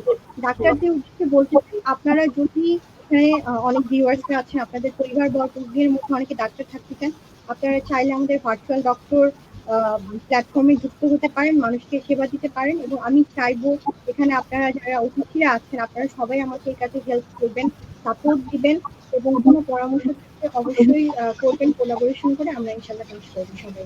রাইট। এবং আমি একটা জিনিস সুমাইয়া আপুর সাথে ইকো করতে চাই, এটা হচ্ছে ইন্সপায়ারিং বাংলাদেশ এবং আমাদের যারা সমমনা যেসব অর্গানাইজেশনকে নিয়ে আমরা কাজ করি, সবারই একটি মূল উদ্দেশ্য হচ্ছে একটি ইন্সপায়ারিং কমিউনিটি ক্রিয়েট করা। কারণ বাংলাদেশ একটি যুদ্ধজয়ী জাতি, আমাদের কিন্তু গৌরবের অনেক ইতিহাস আছে যেগুলো আমরা শেয়ার করি না, বা এগুলো আমরা বলতে চাই না, বা বলার কোনো জায়গা পাই না। আমরা যেসব সোশ্যাল মিডিয়া ইউজ করি ওইসব সোশ্যাল মিডিয়াতে কিন্তু যেসব ভাইরাল কন্টেন্ট থাকে, ওই ভাইরাল কন্টেন্ট গুলো কিন্তু আমাদের জীবনে কোনো প্রভাব ফেলে না। 2 মিনিট বা 3 মিনিট আমাদেরকে একটু আনন্দ দেয়, বাট পরবর্তীতে কিন্তু এই কন্টেন্টটা আমরা ফেলে দিই।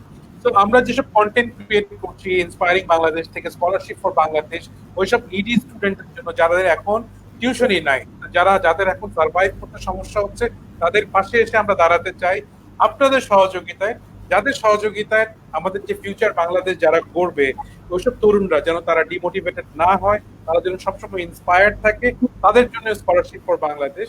তো আমি আপনাদেরকে ধন্যবাদ দিয়ে শেষ করব, এবং এবং আমি একটি রিকোয়েস্ট করবো যারা দেখছেন এবং পরবর্তীতে যারা দেখবেন তারা এই লাইভটি শেয়ার করুন, কারণ লাইভের মধ্যে আমাদের স্কলারশিপের অ্যাপ্লিকেশন করার পদ্ধতি আছে এবং কিভাবে আপনারা এটার সাথে কানেক্ট হতে পারবেন সবকিছুই দেওয়া আছে। তো আপনার একটি শেয়ার কিন্তু সুবিধাবঞ্চিত বা যারা এখন প্রবলেমে আছে তাদের জীবনে একটি ইম্প্যাক্ট ক্রিয়েট করতে পারে। তো দেরি করতে অনেক সময় আমরা পার করে ফেলেছি। ধন্যবাদ দিব যারা দেখছিলেন এতক্ষণ ধরে। But before you close, Imran, I just want to thank you for conducting a very wonderful program, and Thank you. I also want to. It was good to see Saiful after a long time, and thanks to Dr. Tawhida for some wonderful information, and also to Sure. Dr. Sumaya, and also good luck to Mr. Sadiq Ali Sarkar with his education platform. So thank you all. It was great seeing you all too. এবং আমি সবার সুস্বাস্থ্য এবং safety কামনা করে আজকে লাইভটি share করছি। স্কলারশিপ বাংলাদেশের 3rd এপিসোড, এবং আমরা 4th এপিসোডে আবার ফেরত আসবো সামনের সোমবার। এবং আমরা আশা করি ওর মধ্যে আমাদের যে টার্গেট, যেসব স্টুডেন্টদেরকে আমরা হেল্প করতে চাচ্ছি বা করতে চাই, তাদেরকে আমরা এর মধ্যে করে ফেলতে পারবো। তো এই কামনা করে আমরা শেষ করছি আজকে স্কলারশিপ ফর বাংলাদেশ। সুস্থ থাকবেন, ভালো থাকবেন এবং ঘরেই থাকবেন। ধন্যবাদ। Thank you. Thank you.